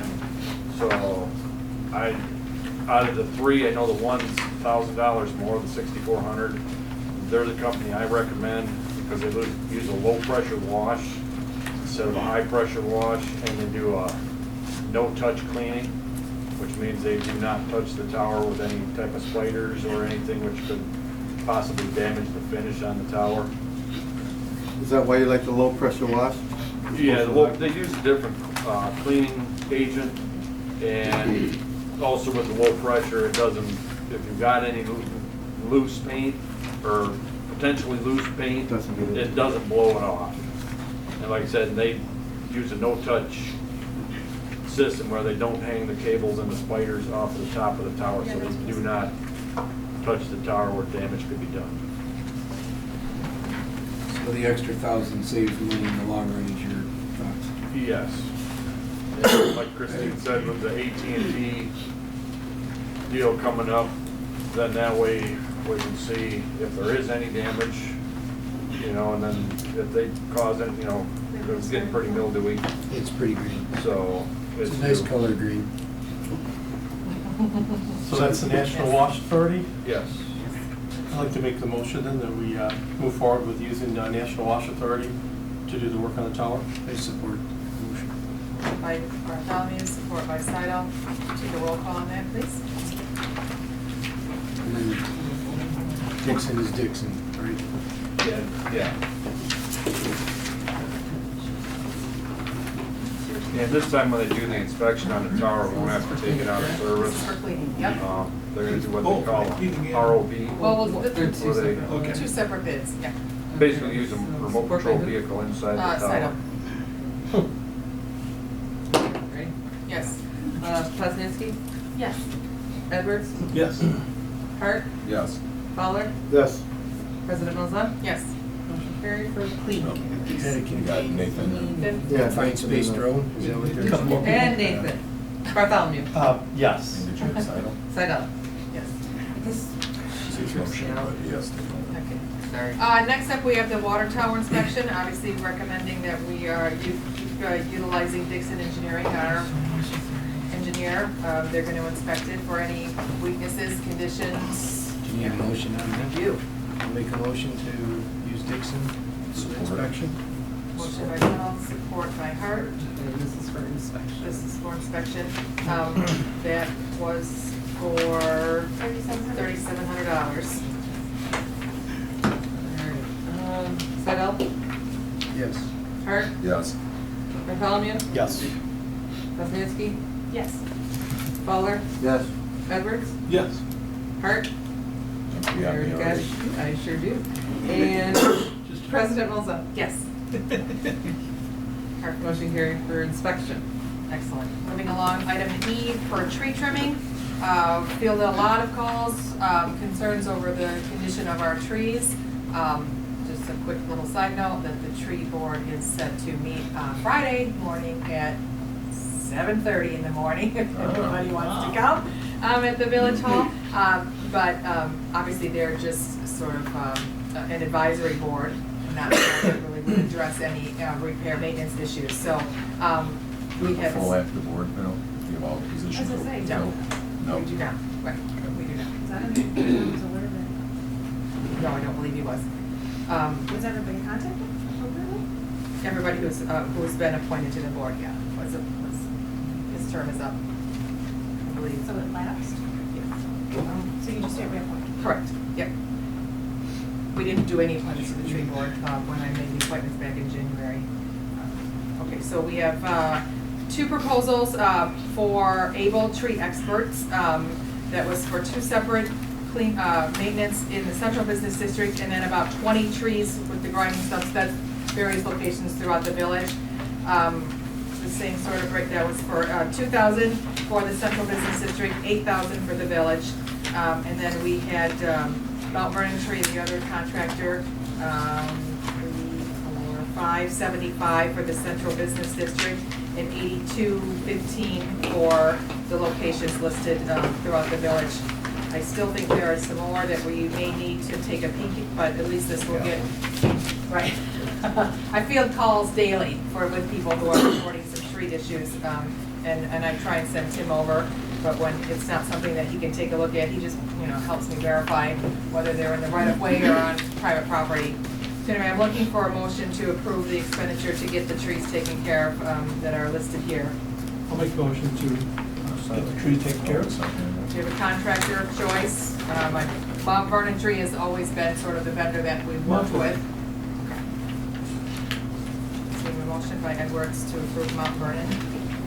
Your support? Support. Support by Poznanski. Call roll when you get it. For tree trimming. Edwards? Yes. Kuzminski? Yes. Fowler? Yes. Hart? Yes. Riddell? Yes. Bartholomew? Yes. President Wilson? Yes. Motion carries for tree trimming. All right, next up, line item F, BSNA software. I was hoping that the representative from BSNA would be able to come tonight, but unfortunately he was unable to attend to sort of give a sales pitch, if you will, to the efficiency rating that we would gather from converting all to BSNA. I don't know how many were on the board when we voted to make the switch, at least to our tax module under former treasurer Dennis Jokinen. We had an expenditure there. BSNA has software that is cohesive and operates as a whole package for pretty much every function that would happen in a municipality. Right now, so we're working with several different softwares. We have fund balance, we have BSNA for part of it, we have handwritten ledgers for other parts of it. Receipts are different. Cash receipting is different, and they all don't talk to each other, and that is what's creating some of the deficiencies and the errors. Those errors of generating or hand inputting all the data is what created the problems. We had to have the forensic audit work done because we couldn't locate where those occurrences happened. So if we made the switch to all BSNA products, that would eliminate that. Again, they all speak to each other. Fund balance is one of our big softwares right now, and they are actually going away because BSNA is sort of taking all that business. So we'll be forced probably within a year or two to make a switch out of that software anyway, because it just won't simply be available to get updates. The promotion for this? I am. Okay, did you need to say something more? Well, I just wanted to just briefly go on about my sales pitch here. Bruce Township also just authorized the switch, I believe 2 months ago, to make all of their software operate out of BSNA as well. I did inquire with Susan Brockman because there is some training that's involved in some of this pricing. We would indeed be able to partner with them and both at the time everything is installed, get training and hopefully save on some costs. I do not know what that is, but if we do move forward and approve it, they're looking to get everything installed in the next couple of months, and I believe we'd be under that same time frame. So you show a cost, the total cost for the conversion. Do we have cost avoidance, monies that we won't spend to maintain current softwares? I mean, what's the net cost? Some goes away if we no longer pay for fund balance maintenance or whatever the different softwares are. So. Well, we just spent about $15,000 on our forensic auditor, Right, and that process isn't even completed yet. So hopefully it would eliminate any of those problems down the road. The software licenses, you're saying, I don't believe we have an annual license a renewal fee that I'm aware of. But I would have to check on that, not for fund balance, For not any for of cash them. receipts. Yeah, for any, Right. or a maintenance cost, monthly, annual maintenance cost. Because this is a one-time cost.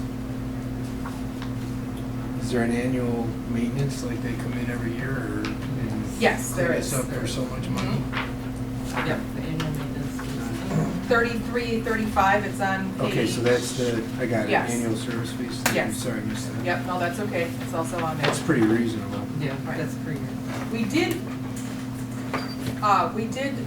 budget for part of this. When we talked about our budget, we discussed cemetery, we talked about cash receipts, Utility billing. utility billing, and what was the other one? Building. Building, Yes, that was $23,500 that we did budget officially in this fiscal year. So we would have to make up the difference either from a gain savings in our general fund or look at purchasing something from water, because it would be a lot of utility billing, hopefully would come out of water. I wasn't able to get the answer to that question today, talking to the auditors, but it's something that we're looking at. I'm sorry, is that a difference of how much? It was $23,500 for the modules that we talked about at budget time. We're looking at $57,770, right, if we do the math on that. So still quite a bit that we may need to pull from prior year fund balance, which would be a budget amendment if we ran into cost overruns at the end of the fiscal year. Part of our fairly significant amount of the cost is the converting our current data into the software package, right? So Yes.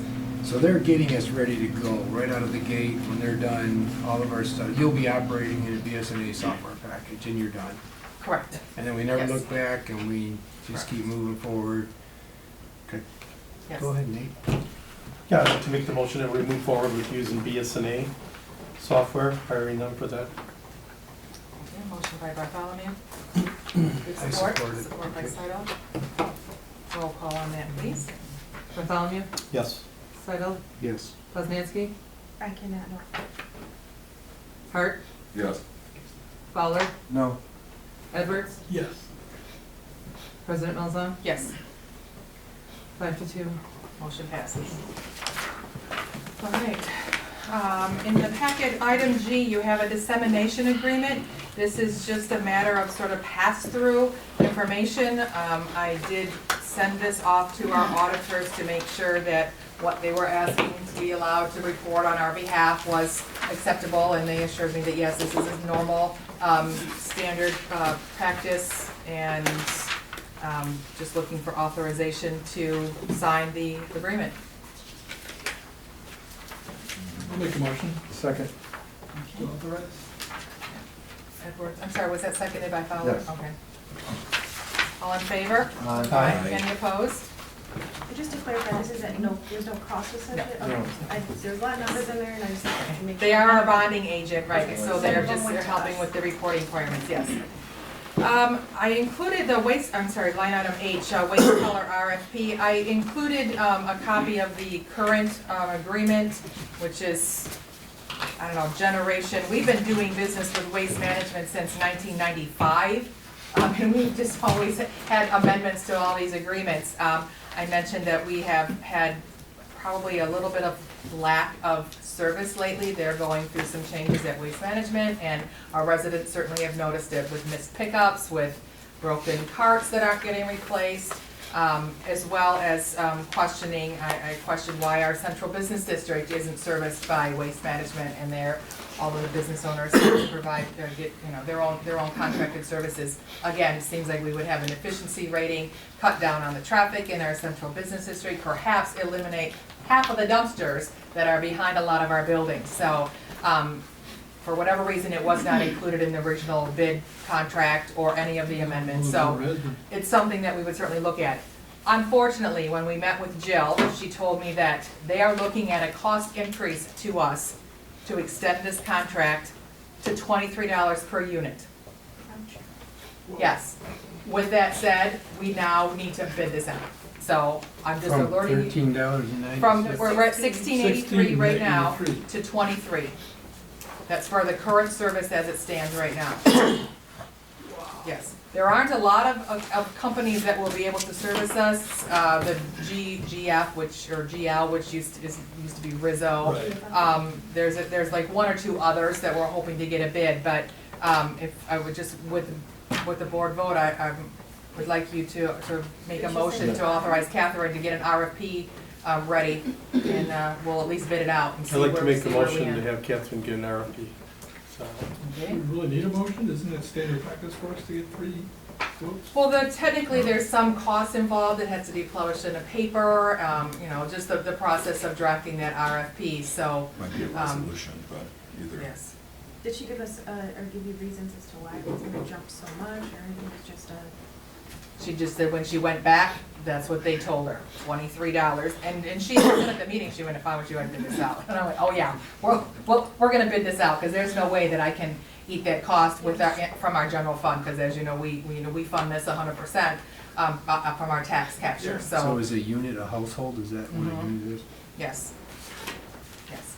So, that was a motion by Bartholomew to bid this out, to prepare the RFPs. Do we have support?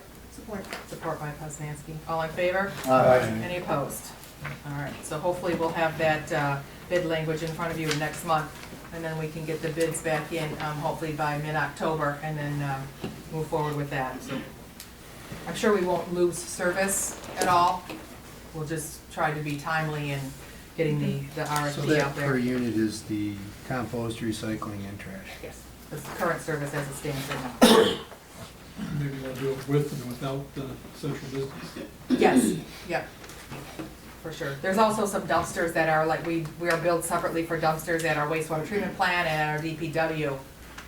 Seems like that should sort of be included in our, in our contract, so we're gonna look to I don't include know all if of there's that. any cost savings. Some of us, I just purchased one of those big 95-gallon garbage, so, They're- maybe work with something like that where it They were helps their performing an cost. audit to see how many Kirby carts, is what we call them, are currently out there, how many recycle bins are out there, so that we have an actual count of what to include in that RFP versus homeowners that don't utilize any service yeah. at the curb. Yeah.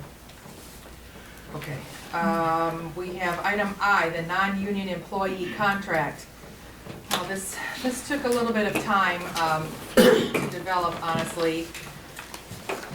I worked with James Vitrano on this. Him and I met a couple of times, and we really took a look at what other municipalities were paying for their employees in similar situations, so we could compare, how likely, would we lose employees, that are gonna be stolen away by other municipalities if they're getting paid more to go work over in Oxford or Lake Orion. I also, one of the big things that we compared and took a look at are our current union contracts. We have wastewater, we have DPW, we have police, we have dispatch, and then we have the non-union employees. None of them are consistent, which created quite a challenge. Some of them speak of days instead of hours when you're generating, time off or vacation. You work X amount of hours, then you get X amount of hours paid, or comp time, whatever it is. So I tried to look at all that. The holidays were all over the place. The union employees were getting only 12 holidays off, where the village staff, the village hall was closed 15. I said, well, it doesn't make any sense that half of the staff is reporting when the village hall is closed, and I just really tried to look to where we could make it consistent. So we drafted some ideas. I met with all the staff. They had all seen this. We negotiated a couple of items that they wished to keep. And I think this sort of best represents a way for us to cap our exposure, because our OPEB and our retirement benefits, our retiree benefits, looking at OPEB, we needed to close that pension plan eventually when we look at our union negotiations. Again, to limit that exposure, to limit some of the benefits for the new retirees. We changed that hire date, so I think that was effective when Marion retired. Some of the staff no longer got the pension. Instead, we went to the defined contribution 457 plan. Everybody consistently has the same insurance, so that was easy, and obviously you all voted to keep that same plan going for at least the next year. So, with that said, does anybody have any questions or comments? Do you want me to go over some of the changes that were included in this contract? I think you've all read it. I think you all saw my working document of what proposed to change. I do have a question just off the top. When this was presented back in May, you asked for us to allow you to do the negotiations. The contract that we were given the example at the time did not include the president. Now the new contract does, which, is there I'm wondering if there's a conflict of interest that you to negotiate your own contract? That's why it's called out that, well, so no, because Marion always had historically done that. She would negotiate this and do that same work. She wasn't a voting member, so then that takes the next Correct. step. Is there a Also- voting member? Right, Is also there- was Mike, yep, who was at one time president, so he negotiated both of those at the last round of union negotiations, just to point that out. We technically, as electeds, if you read the ordinance that we just adopted, we are granted some of the benefits, which is why you will see on the cover page, 3 different descriptions, or 4 actually, for the part-time employees, classifications of who is covered by this. So the only benefit that we are covered by in here is the health care and the defined contribution plan, which is in the ordinance. It excludes us from any other benefit that's within this contract. So just make sure that you read paragraph 3. The only other thing that was added in is the vehicle use policy. We never had one before. I thought it was important to sort of take a look at that. So we would be entitled, if we should develop a fleet, ever buy a vehicle that would be at the disposal of any of the electeds or employees that were attending training. You know, we are sort of monitoring and gonna track our mileage, because at some point we have to say, well, it's not worth paying for mileage for everybody to go to all these conferences or go to these meetings over here or do this over here. It may be worth us leasing a vehicle, and then we would have our own fuel supply over the DPW. But I don't have any of those numbers right now, just sort of something that was in my wheelhouse, but wanted to make sure that we had a policy, at least for the vehicles, who could use them. You can't smoke, you gotta be a registered driver, all those sorts of things, again, to limit our exposure under our insurance policy. Can I direct that question to Mr. Clark? Is that correct? We are safe in having the president negotiate contract that she's within? Well, let me take a half a step back. One thing I would encourage you in the way that you consider this is, as Mrs. Malzahn mentioned, you have labor contracts. And in those labor contracts, it sets forth the term and conditions of employment. And one of those is, after the probationary period, that the employees, for the most part, there are some exceptions, the employees can only be discharged for cause. And there's a grievance procedure, and there's a means of addressing and dealing with people, employees, and their employment conditions and whether they maintain their employment. I believe the other employees, the non-union employees, are what are called employees at will. And that means that they can be discharged for any reason, no reason. There is not, for the most part, a set grievance procedure. I'm not saying that if somebody feels their working conditions are troublesome, or if there are issues presented that they couldn't sit down with a supervisor and talk about that. But I just caution you in the discussion of this that while you should set the wages and the compensation and the benefits, that you not convert what is essentially employees at will into employees that are what are called for cause employees, that they can only be discharged for cause.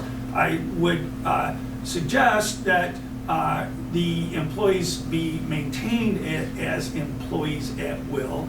But again, you should set the compensation and the benefits. And having said that, with respect to your specific question, as Mrs. Malzahn said, as for the office of the president and the trustees, the compensation, the items to be paid can only be set by ordinance. And you did that recently. You amended your ordinance for compensation for the president, I believe in December or January. That's not the same, or that same rule doesn't apply for compensation for the trustees, for yourselves, for the clerk, for the treasurer. So because of the limitation by statute that the compensation for the president and the trustees can only be set by ordinance, I don't see that there's a conflict. I do not think that there is a problem with respect to the way that this is presented. And I know I'm repeating myself, but I would just be careful about converting employees at will to employees who are just cause, can only be discharged for just cause. Makes sense. Is there anything in here that converts them to that? Yeah, Or is where are we any at? Is language? it the exempt versus which part of it does the conversion work? Well, and it may not, but the thing that raised the red flag for me was in the agenda item, and I realize the designation as an agenda item is not controlling, but non-union employee contract. I don't believe that. It's a contract. I don't believe that you're entering into a contract. You're telling the employees, here are the benefits, the wages, the salaries, here is what the village is going to pay you. And if that's acceptable, you stay. If people leave either by attrition, they retire, they move, you hire new employees, you've set out essentially the wage and benefit scale. But I'm just cautioning you not to turn this into an employment contract between the Village of Romeo and the employees. Okay, makes sense. Thanks, Mark. Another question I do have is, with the addition to the clerk for 75 for meetings, have we done that before? Have I missed that? No, that was, I authorized that change because again, her salary is not by ordinance. She is required to be here and take the minutes in the performance of her duties. So I felt that she was entitled to the same stipend that we all receive for being here tonight. Yeah, it's in the law. That's part of the job description already. So I feel that would be essentially double dipping for the same thing. Again, her salary is not dictated by ordinance. We set her salary. It's within my spending, my ability to approve that as an expenditure. So I put that forward. So then could we also then take that money and have $75 to somebody else do the minutes? You could. Well, no, I don't know that you can. Because she is the record keeper. We can have anybody take the minutes by motion of the board, but Catherine is still the official record keeper of the procedures here, correct, Mark? Well, yes, but if you look at the statute, and I can pull out the exact language, but if you look at the statute, it says basically that the clerk is the clerk to the Board of Trustees, and he or she is charged with taking the minutes, but the council can choose, either one of you could take the minutes in her absence, or you can designate somebody else, as happened when Mrs. Trapp wasn't available because of family circumstances last month. And so who takes the minutes, while it's important, and there are some limitations in the statute, it doesn't alter, to Mrs. Malzahn's point, that the clerk is the official record keeper. But that doesn't mean just the minutes, it means all the records of the Village of Romeo. Was that budgeted within this last budget? Yes, we had some, yes.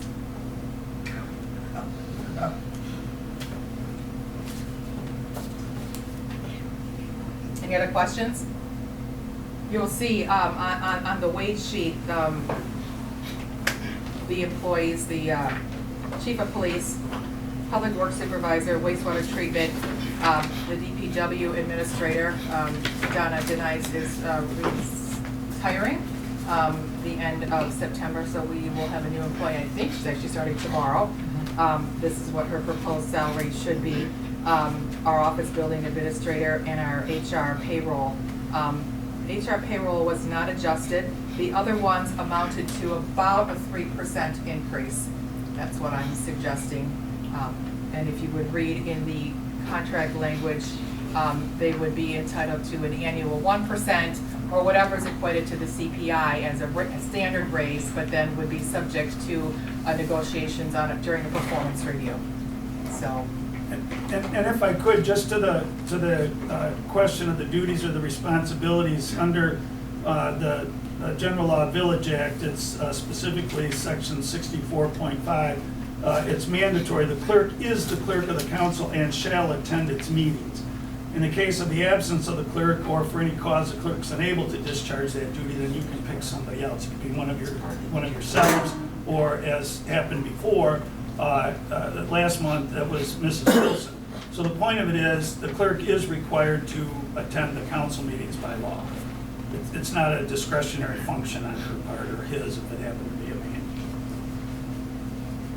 Any other discussion, questions, a motion to approve? Make a motion to approve. Motion by Sidle, can we have support? Support. Support by Edwards. Can you take a roll call on that for me? Lidle, Yes. Edwards, Yes. Bartholomew, Yes. Poznanski, No. Hart, Yes. Fowler, No. President Molzon. Yes. I think you did a good job with that. That was a lot of Thank you. It was a lot of work. Yes. And I tried to be fair to everybody. And again, I tried to look out for the residents and limiting our exposure, especially with a lot of those accruals of sick time. So Yes. the 900 hours was Right, significant accruing all change, that. so. No, you cleaned And up. I appreciate the fact that all of our employees, respected that. They do a great job. Everybody does a great job for us in that office. Absolutely. And I wanted to but compensate we took things away them. from our employees, but then gave extra to the clerk. That does not seem right. They all got a raise. They all got a compensation raise. There's holiday cuts, there's other cuts. Yes. So we cut for our employees, the people that take care of us. But then saw fit to give Correct. Yep. the clerk a raise. They Sorry. also, That was as not- part of our not fair. negotiations, That was Megan. not looking out for the people. Oh, I disagree with you. it was looking out for the people. Yeah, I disagree. Because a part of that was, we could look at a 1%, we could agree on a 1% raise with no change, or we could agree on a higher percent of increase with some compensation. So that's what we agreed on. It ends up being about $100 a month, a little less. Yes. Okay, moving on to item J, wastewater treatment plow equipment purchase. Al asked to put this on the agenda. This is the same equipment that we approved for some of our other vehicles for the DPW. Yeah, Tim came before you in June with a quote. This is the same quote. The only reason there's one quote there is because he's already done the legwork. He wanted to buy his last year's money. I need to buy mine this year. That's all there is to it. Make a motion to I'll second it. purchase. Sold. Okay, motion by Poznanski, support by Edwards. At the amount of $6,155. It's very convincing. Roll call when you get a chance, please. Edwards, Yes. Poznanski, Yes. Bartholomew, Yes. Sidle, Yes. Hart, Yes. Fowler, Yeah. President Molzon. Yes. Happy plowing. All right, next up, we're getting to the bottom of the list here. Item Q, Village Hall, Police Department renovations. I think we talked about this during our goals and objectives workshop meeting, again, prior to budgeting, that we need to bring our police department into Homeland Security compliance, especially, it's mostly the bathroom situation. I think some of you toured the facilities of the changing room, the officer's room, and we finally were able to get some bids put together. We did budget in the general fund budget for capital outlay of the Village Hall and grounds $15,000. There's an anticipated $10,000 that Ford Motor Company has agreed to funnel through the Lions for a purchase that our police chief would authorize, and he's agreed to put that money towards these renovations. So we would be adding a second bathroom so that the office staff would have the bathroom just on the other side of what is now that glass paned door. We would put a secured wall. The police department officers and any visitors that they have in that department would use the current facilities, bathroom. We would move the officers' room, which would be the location of the new bathroom, to where their lunchroom is, the lunchroom over to where the furnaces are, and the furnaces upstairs to where our archive room is. There's plenty of room. I had Rich Berman come. He did some drawings, some engineerings. So we're pretty sure that this will work. Also, I did include in my synopsis here the estimated $7,000 for the finished carpentry work. I indicated that we have the door upstairs at the emergency escape rotted through. The two windows that are downstairs, the wood is rotted and in very bad condition, as well as I noticed some wood that's sort of heaved off the current front door. So I just estimated, I did not get a bid on that finished carpentry work. I just tried to pencil in what, a decent number, speaking to Cindy, who does building and knows what people typically pay for windows and doors, so that's where that figure sort of came from. So we're at about 26,000 for the proposed renovations. And the police department's only putting in 10? Wouldn't Yes. this, I mean, their renovations, does it come out of their budget? Well, technically, the new facilities are utilized for the office staff, and the doors and windows would be in the village hall, not in the police department. So most of the equipment for the HVAC is there's 2 units, 2 furnaces, 2 AC units. It's ours that needs to be replaced. We actually just had the AC service because it went out, they found a leak, and they indicated that yes, it's pretty well shot and we would need to replace it anyway. So the majority of the work is for the village hall. It will benefit the police department and bring them into compliance. So are you asking us to approve these individual vendors and their quotes, or are you, I mean, If I had to make a recommendation, I would suggest that we contract with Mighty Master Plumber for the $42.50 for the plumbing work. Obviously, his proposal is in here. Classic Heating and Cooling right now services our equipment. They've done a very good job. They are not the low bidder of $11,575, but I'm confident in their abilities and what they have done for us in the past. So in my calculations, I use the Mighty Master Plumber Classics quote, the $1,000 for Berman, and then the proposed $7,000 for the finished carpentry.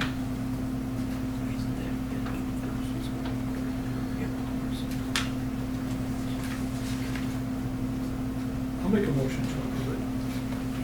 the bids are the same, right? The bids are exactly for the exact same work for both?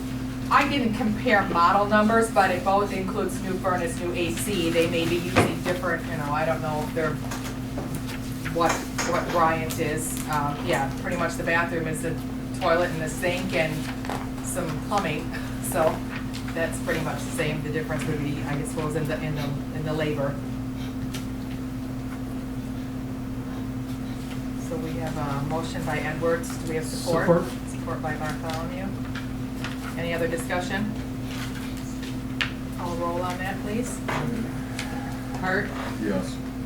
I'm sorry, just to clarify on that motion, that was for the 2 contractors, Mighty Master Plumber and Yes, Classic? and or- Classic, okay, yes, Okay. correct. Edward? Yes. Bartholomew? Yes. Fowler? No. Wozniacki?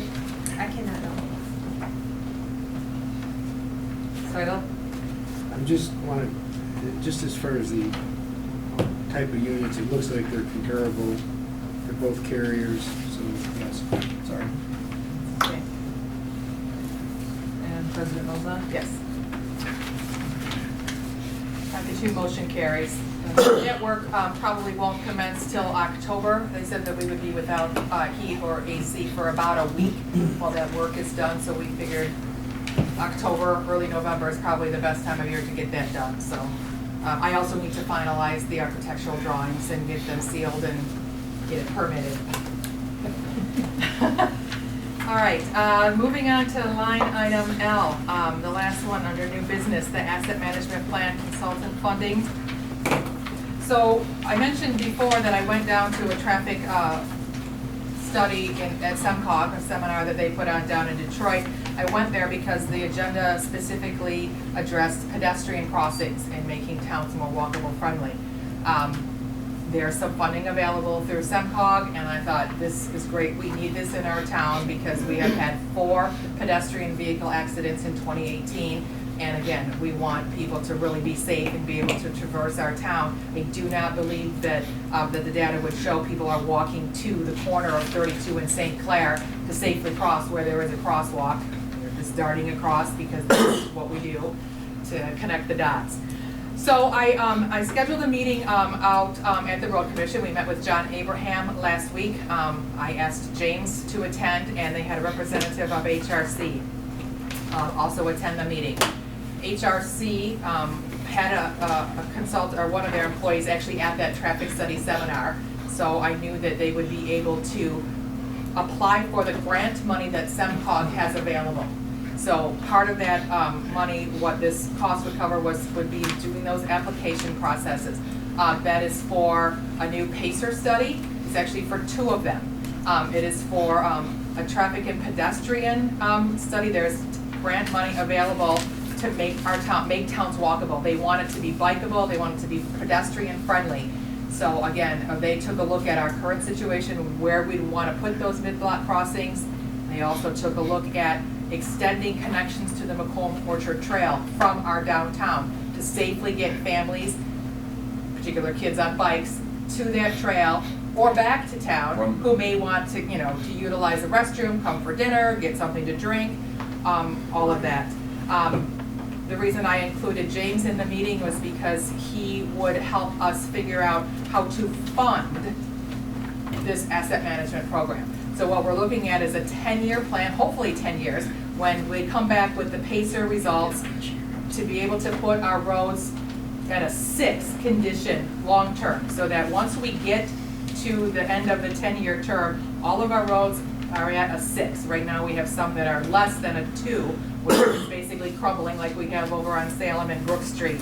But obviously we need the money to do it. So unless Mr. Lucido can get Act 50 fund money funneled to us faster than what we're getting, our $634,000 is what we get in Act 51 money. The cost to renovate just that area over there on Brook and Salem was almost $800,000. That doesn't take into account any other streets, any other sidewalks in the village. So we need to develop an asset management plan. What I thought was very distressing at the meeting, because I keep saying, why didn't anybody address any of this before? Why are we in this situation, right? And what I heard from the HRC representative, who has been our engineering firm for as long as I've been serving on this board, she said, well, there was never any support or any buy-in from anybody in Romeo on why you would need to develop an asset management plan, with the exception of the 2009 study, which was a requirement to be able to be an agency capturing Act 51 money. We had to have an asset management plan put in place. HRC developed that plan with Marion. It's basically the one that we have on the shelf right now. So we need to revamp that, we need to take a look at it, and we need to figure out how we can get our roads up to, and our sidewalks, up to an acceptable level. So they have set together this proposal to do that work for $7,443. I'd like to make the motion that we move forward with this HRC. Bartholomew. Do a support by Hart. Any other discussion? Like, where would these entrances be? You mentioned entering the trail. Where at in the village, how would they connect from streets, sidewalks, improvements? Well, we looked at a lot of maps, a lot of aerial maps. One hope was that the trailhead park at the end of Lafayette may come. If not a trailhead park, at least a connector of an 8-foot piece of sidewalk, if they would grant an easement that's right through the DTE property at the end of Railroad Street there. That would allow access down Lafayette, which would be probably a safer avenue than going down the sidewalk along St. Clair.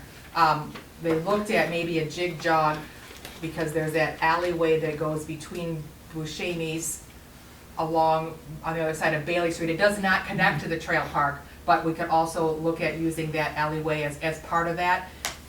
It's just going to be all part of their plan to figure out how we can best capture the money that's available to help pay for the projects, as well as the studies, because this pedestrian mid-block crossing, John Abraham from the Macomb County Road Commission said we would need to get a pedestrian count. Well, there's some monies available from SEMCOG, again, through a grant that would install cameras that would basically do a count. And it would note the traffic pattern, the crossing pattern of where it would be needed, because although I called out, Newberry, Lafayette, Washington Street, we may find that people are crossing in different areas, so part of that, the data collected would really give us a better idea. Again, the trail park is not part of what we're doing as far as this asset management thing? No, this is more of a study and grant applications to see what monies we would qualify. So if we did a streetscape project, if we looked at doing sidewalk renovations, how could we capture, what would qualify us the most for grant monies out there? Would that be including striped bicycle lanes? All those things that they're going to look at and come back with a recommendation to us. So when we're done paying HRC, what do we get? I'm just curious, do we get a? We're gonna get a new pacing study, we're gonna get our pedestrian count study, and we're gonna get an asset management plan that brings us into compliance with our Act 51 requirements and future funding options, Okay, will we how we're get- gonna pay for it. Will we get illustrations or maps or whatever that say this is where you do this is where you do this? I mean, do we get like a deliverable that tells us where the paths are, where across? I mean, I'm just trying to figure out what, I understand what they're giving us verbally and. Right, right, the scope of services is here, I mean, I didn't ask if they would like, if they were giving us maps, I can make that request, but And I. I don't mind maps, I mean, Right, it's more. they have like- agreed to meet with us, on 2 occasions. One, once they develop it, to then come to give a presentation so that you would understand the conditions of our roads and what we would need to move into that direction of a better maintenance program. It's gonna be the kind of thing that they have anyway, Yeah, because that's how they would have to determine it. But would we get a copy of it? Well, I guess my question is, we've always said we need a crosswalk here because, are they gonna give us, you do need a crosswalk here, and here's the information. Here's the supporting documentation that gives you to go back to the county and that says you need a crosswalk here. It says that during the meeting, when they come with staff, to meet with staff, during the meeting, road soft can be used to fine tune options. So that would be some sort of PowerPoint slideshow, something, presentation to basically And right show below you. that, it says prepare materials for village council presentation, so I imagine. So it's giving us documentation to Yeah. support the request we already have and to give us ammunition to go for further grant work. Okay. Would they also Funding. give you a study on the impact of residents' communities if they decide to target somebody's street going to the pathway? Then the flow coming from that access, would that also be in the study? I don't know specifically to address that, I can ask that question. Well, I think their flow information they give us would tell us kind of Cover where all we that. get Well, directed. you know, Yeah. depending on what residents' community they target, whatever they use, what's gonna be the impact of that extra traffic coming there? Right, because there has to be, right, there has to be enough pedestrian traffic to warrant mid-block crossings. Whether it's just, a sign on a cone in the middle of the road, whether it's a cleat that's in the middle of the asphalt that's removable during the winter, that is something that sort of flashes red, that alerts, drivers like, hey, you're entering, this is different, right? You're entering an area where there may be people, just sort of pay attention. At the minimum, I asked for just the wide striped white lines that you see in a lot of other municipalities, without any bump outs, without any refuge island in the middle, but again, just to alert the traffic, that they're entering into a different area where people may be present. One last question. The county where they demoed the old garage building, the old DPW building on the old Trailside Park area, do they still do they still maintain the ownership of that property? The county gave it to us. The county, right, They gave it to us? Yeah, I think so. There's a, I mean, it butts up right next to the Trails property. This is the treat area. So if they gave it to us, why not utilize that piece of property? I mean, of course, I've been trying to get our hands on the rails and trails, but if we have that property, then you don't impact any residents' communities. They'll do the study and they'll see what's feasible. Okay. They may use Well, that, just to though. put it out there, It's- if that's there, Yeah, it's not as desirable because it's not visible from St. Clair. That's what the county was looking at. That's why they really like the DTE stuff with the other one, and it's a block off, but it's already there too, so it definitely could be another way. But I would Yeah. think that's all what they're gonna look at with the study. There's people traveling down the trail, how do we get them to the Right, village yeah. and back safely? correct, So, let the study right. play that out. Now, was this budgeted for within our budget, and if not, or either way, where's it going to come out of? this would come out of our Act 51, out of our street money. So there's certainly capital outlay and consulting fees, monies that are built into our streets, so this is where that money would come Local from. or Pardon me? local street? I don't know if it'd be local or major or either one, it would come out of streets, out of that 653,000 that the state gives us. But we didn't budget prior. This wasn't in, this money was. There's consulting services Okay, yeah. built into there, and that would come out of that. Okay. So it is budgeted for in a Yes, sense. it doesn't say HRC, it just says we may have, right, to use engineering services, right, there are line items put into place there. So, we have a motion on the table by Bartholomew, support by Hart. Any further discussion? Roll call, please. Bartholomew, Yes. Hart, Yes. Poznanski, Yes. Seibel, Yes. Edwards, Yes. Fowler, Yes.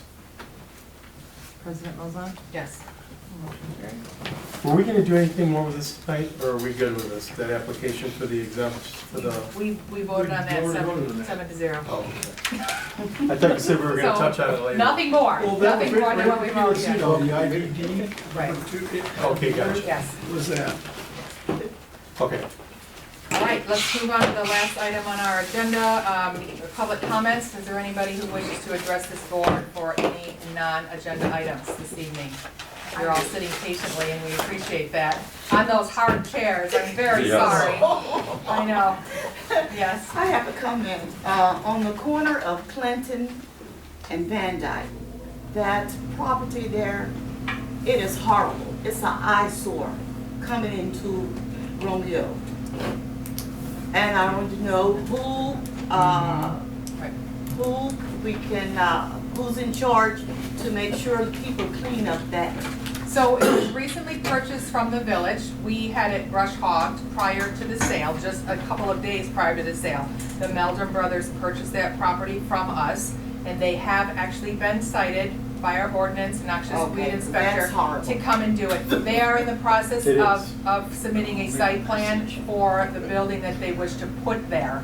But I will make sure that I follow up on that to say that they need to at least maintain it to agreeable. Yes. Right. Mhm. That's horrible. Yeah. That's making a black mark for the village of Romeo. Right as you come in. Right. Yes, Yeah, coming just- in. Coming in. That- I put in a that's complaint horrible. once already for the grass, so we'll step it up. That's horrible. It's bad. Yeah. We typically send an officer over and they give them a verbal warning, you know, Well, ask they for need to do compliance. more than If they that don't now. do that, then we actually That go out and grass, we have some an of it is officer that issue them high a up ticket. there. And then they have It's X amount of terrible. time to It comply. is. If they don't comply, then we can go over there and do the work and put that cost on their taxes. Do we have anything if we have to continue to do this? This would be the same repetitive process We don't because have we have the anything same that- ongoing issue with the building Yes. that's in the municipal lot right behind the police Yes. department that looks atrocious. Yes. Again, they've been cited, they've been ticketed, and I just said if they do not Can we clean do it up, anything after a certain amount of, can we make a? we can go in there and do the work, and we do the work and then we bill them for it. Yes. How long does But it we take can't- for you all to do that? I believe the letter, right, I believe the once we're alerted to the fact, the officer would go the same day and hopefully make contact with the property owner or leave a message that they need to be contacted within 24 hours. We allow them usually a couple of days to come into compliance. If they do not, then the officer goes back out and writes a ticket. I believe that they're allowed 14 days, if I'm not mistaken, Mark. Do you know the answer to that? I thought it was 14 days in most instances. The violation is as of the date of the issuance of the ticket, so they're supposed to fix it immediately, but typically there is an amount of time allotted, and if not, then it's treated as a denial or a refusal, and the citation is then taken to the 42nd District Court and prosecuted as well. And so, How much is that violation? you have a schedule of fees if it's a civil infraction and it's graduated. It's in your ordinances. It's so much money for the first offense, and then if there's a subsequent offense within a certain period of time, I think it might be within 6 months, it could be within a year, then the fine increases accordingly.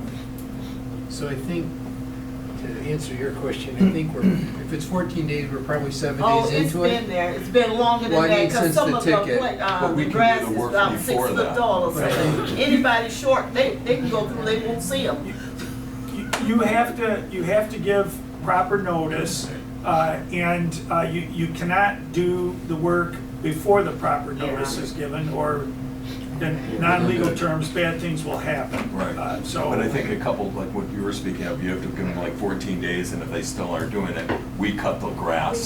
Yeah, And right. we bill. The time frame is They don't pay specified their in your ordinance. So we're in the process. Yes. So the clock's ticking and they have to Yeah. do it or Right, we're aware. Okay. Thanks for Well, coming you in. see though. how bad Oh, it it is is. bad. It's horrible. Someone's getting work done this week. Anybody else wishes to address this board under public comments?